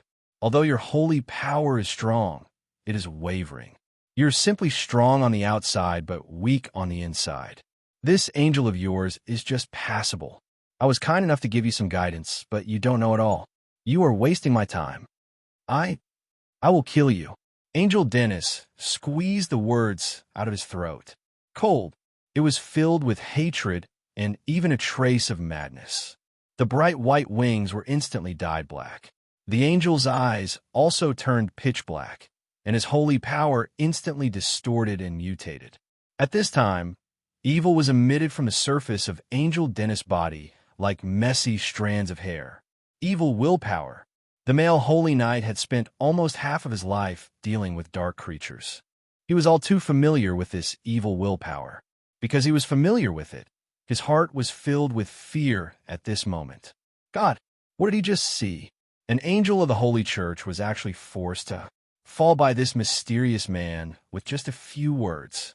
An enormous killing intent was emitted from Angel Dennis' body. The man in the white suit, who originally had an indifferent expression, seemed to be stimulated by this killing intent, and his eyes suddenly became sharp. A killing intent that was far more terrifying than that of Angel Dennis instantly soared into the sky. A figure flashed out, and the man in the white suit moved. At the same time, a figure of light shot over from afar. Before it arrived, a voice was heard. "Have mercy!" It was the voice of Lord Angel Hamaliel. The male Holy Knight immediately recognized it. However, although this Angel Hamaliel had already made his move, he was one step too slow. The moment Hamaliel arrived, Angel Dennis' body was already motionless. In the next second, Angel Dennis suddenly raised his head. However, this small movement caused his body to split open. The split body fell directly to the ground. A descending angel died, just like that. Silence. An eerie silence. On the grass in the forest, the man in the white suit slowly sighed.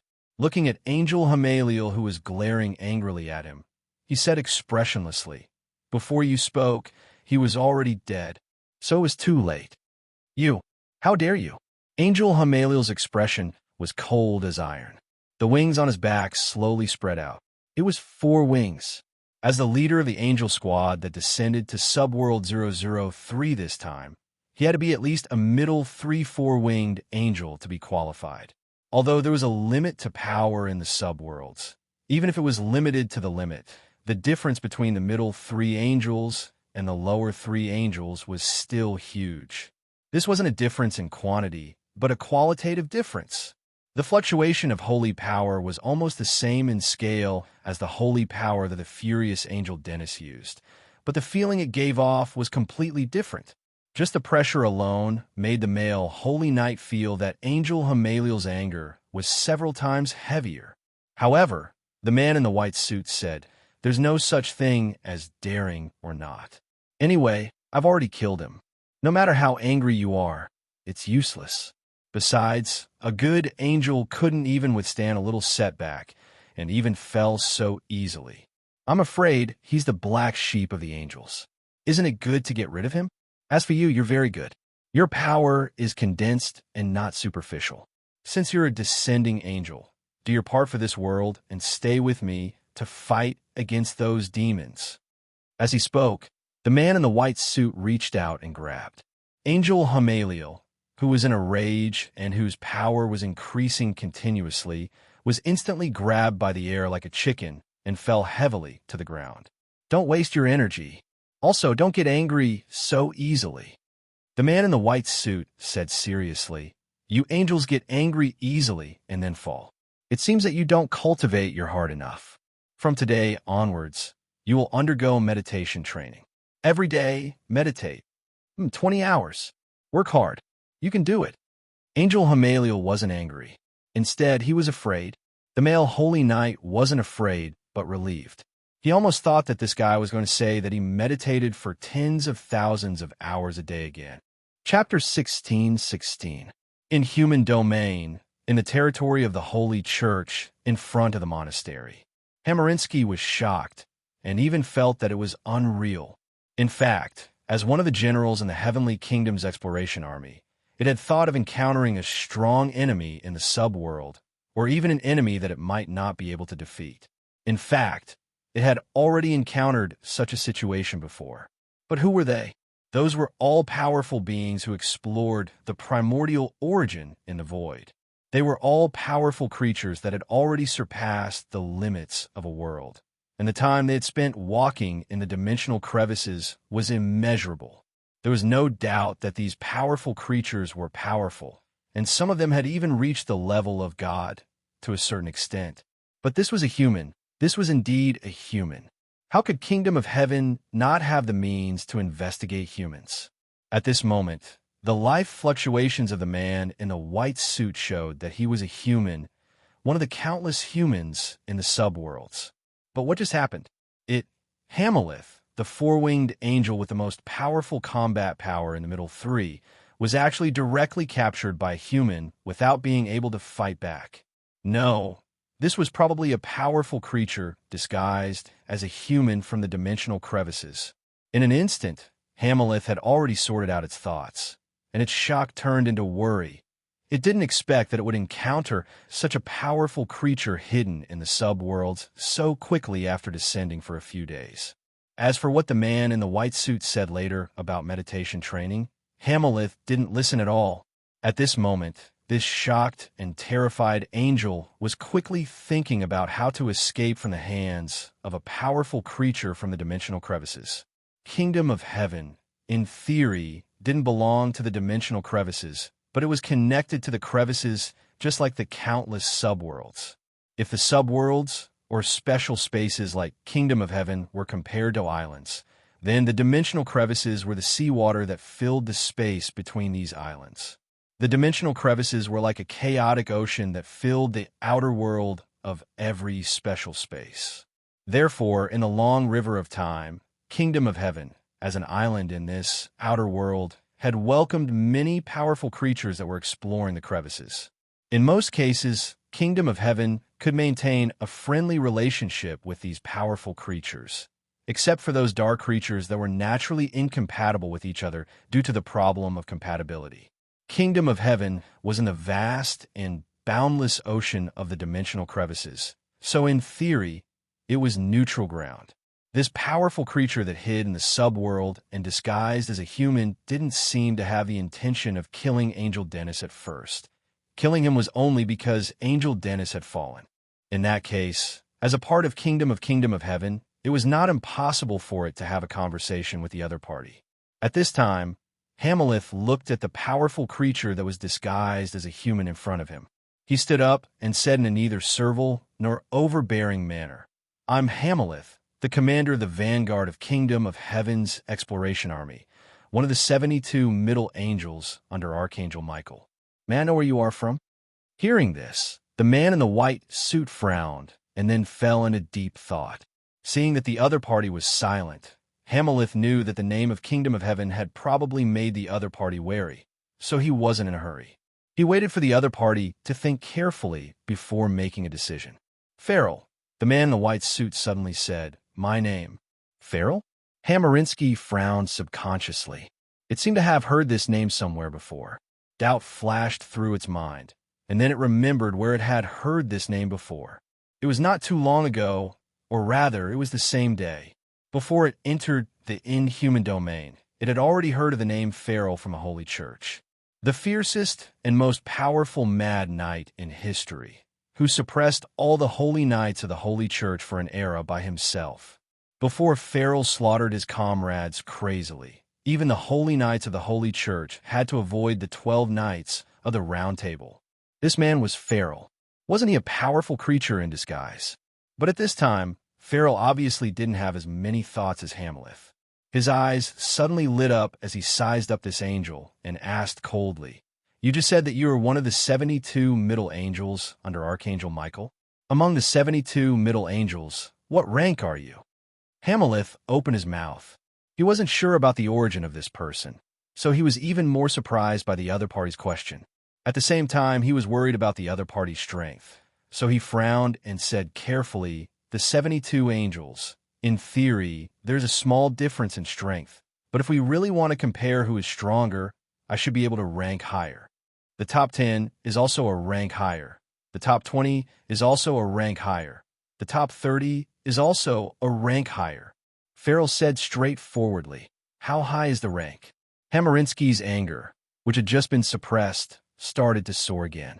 However, in the face of the other party's unreasonable strength, he had no choice but to strategically avoid it.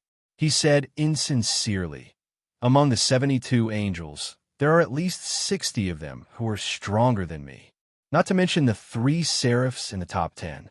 As for those like Archangel Michael, as long as they make a move, they can suppress the will of the subworlds. Think about it yourself. Suppressing could be done, but it couldn't be done easily. Otherwise, the exploration army of heaven would have already swept through the subworlds one by one. Most of the worlds that could be suppressed were those that had not developed a high level of civilization and were still in the ignorant stage. But Hamilith naturally wouldn't show weakness in front of powerful beings outside of heaven. Is it really that powerful? Farrell's eyes were shining at this time, and there was a fanatical look on his face that looked like he wanted to swallow Hamilith directly. For some reason, Hamilith suddenly felt that something was wrong, but there was no doubt about the power of heaven, so he just snorted coldly. Unexpectedly, Farrell was overjoyed at this time. Very good. Since there are such powerful angels, then let's invite all of them to descend. Since you can descend here, it means that you definitely have a way to descend more. What? Hamilith's eyes widened in shock. I can't go out, Farrell said at this time. I don't plan to go out either, so you can only call them in. There are demons here, and you are angels. You can deal with them with me. Demons? Hamilith was instantly shocked and subconsciously said, there are already demons from the demon realm and hell lurking here. What demon realm and hell? Farrell frowned and said, I'm talking about them. Them. Who are they? Hamilith frowned subconsciously. Them. That's them. Farrell looked quite confused at this time, and even his eyes were filled with madness. His face looked pale in an instant. They understand the human heart, and they come with endless temptation. Anyone with desires in their heart would not be able to resist them. They are everywhere, and they are immortal. So who are these them that you're talking about? Hamilith gritted his teeth, and with the danger of angering Farrell, he had to vent the dissatisfaction in his heart at this time. Damn it, all you talk about is them. Who are they? Them. Farrell became more and more crazy, and directly reached out to grab the collar of the middle 3 angels. His eyes were bloodshot. Them.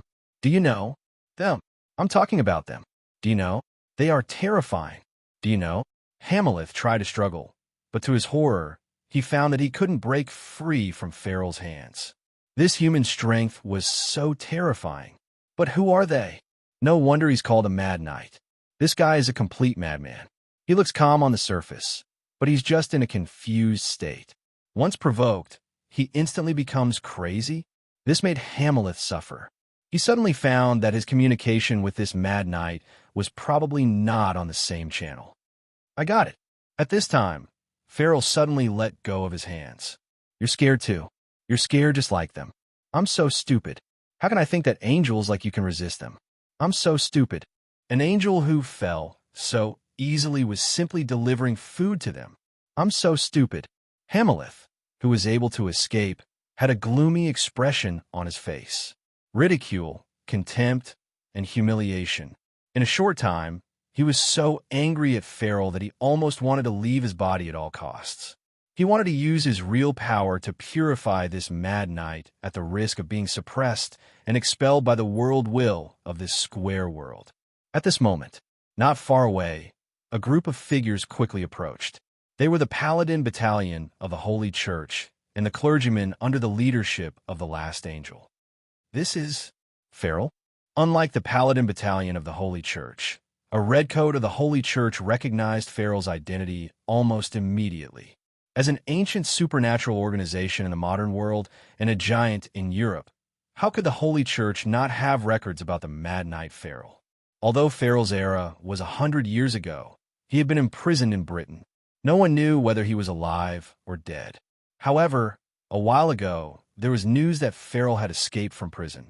Naturally, the Holy Church dug up these records from 100 years ago. Since this redcoat of the Holy Church called out Farrell's name, the Holy Church fell into a commotion, especially among the Paladin Battalion of the Paladin Battalion. Almost none of the Paladins were from the same era as the Mad Knight Farrell. For these new Paladins, the title of the most vicious and evil Mad Knight in history was exaggerated. Compared to 100 years ago, the Holy Church had made great progress. While modern science was flourishing, the Holy Church had greatly improved the training of paladins and clergymen. They believed that compared to their predecessors 100 years ago, they had more advanced techniques, more scientific training methods, and more powerful strength. This is the so-called Mad Knight. I want to see if he is as powerful as the legends say. A young paladin snorted. They came in a hurry under the leadership of the Paladin Battalion. They didn't see the scene of Farrell killing Angel Dennis. They didn't know which more powerful Angel Hamilith had already suffered. Hamilinsky frowned. Just as he was about to shout at this arrogant fellow to back off, he felt a figure flash past him. Farrell. Angel Hamilith was shocked and felt cold all over. He hadn't felt this kind of fear in a long time, but this was the second time in such a short period of time. In an instant, Farrell was standing in front of the door of the young paladin who provoked him. Farrell didn't move. He just stared at the young paladin. The young holy knight's gaze froze for a moment. Then, in less than a breath's time, the young holy knight let out a scream of terror, as if he had gone mad, and collapsed to the ground. Collapse. The young paladin's mind had completely collapsed. He collapsed on the ground like a disabled person, holding his head and shivering. Not strong enough. Fail. Farrell shook his head. Then, he glanced at everyone around him and said coldly, "Next." Just a glance was enough to make the young paladin collapse on the ground. It seemed that if this young paladin couldn't walk out of this shadow, his life would come to an end. Such a terrifying gaze made the paladins and priests of the Holy Church feel great fear. Next, time passed second by second. Farrell just stood there, but everyone, even Hamarinsky and the last two winged, descending angel, felt their scalps go numb. They could even hear their own powerful and rapid heartbeats. But even if the paladins and priests didn't move, it didn't mean that Farrell didn't move. He walked past the paladins one by one. Too weak. No, not bad. Not enough potential. Fail. Get lost. Have you killed anyone before? Don't be a coward. You call yourself a paladin? A paladin in the past could kill you with one finger. Go back and make a new one. You get lost too. He walked past them one by one. Every time he said a sentence, a paladin collapsed on the ground. In just a few minutes, all the paladins gathered by the Holy Church had collapsed on the ground. Among so many paladins, only one veteran paladin was barely standing, but his evaluation was only potential exhausted. It's over, the core redcoat looked at the group of paladins who had collapsed on the ground. They were almost 2/3 of the Paladin Battalion that the Holy Church had spent countless resources to cultivate. But these proud members of the Holy Church had lost their willpower. They were useless. The core redcoat, who had finally come out for a mission and planned to earn some merits so that he could compete with the Holy Church after the Pope abdicated, almost fainted. When Farrell finished looking at all the paladins and then turned his eyes to the clergyman and the priest team, the core redcoat couldn't bear the heavy pressure and fainted. Thud! He fell to the ground. The sound was soft, but it made Farrell turn around. He glanced at it casually and then snorted coldly. Trash! Core redcoat? Is the Holy Church getting worse and worse? Why dash? In the priest team, a young girl couldn't bear the horror in front of her. She fell to the ground and cried. Farrell didn't even look at her.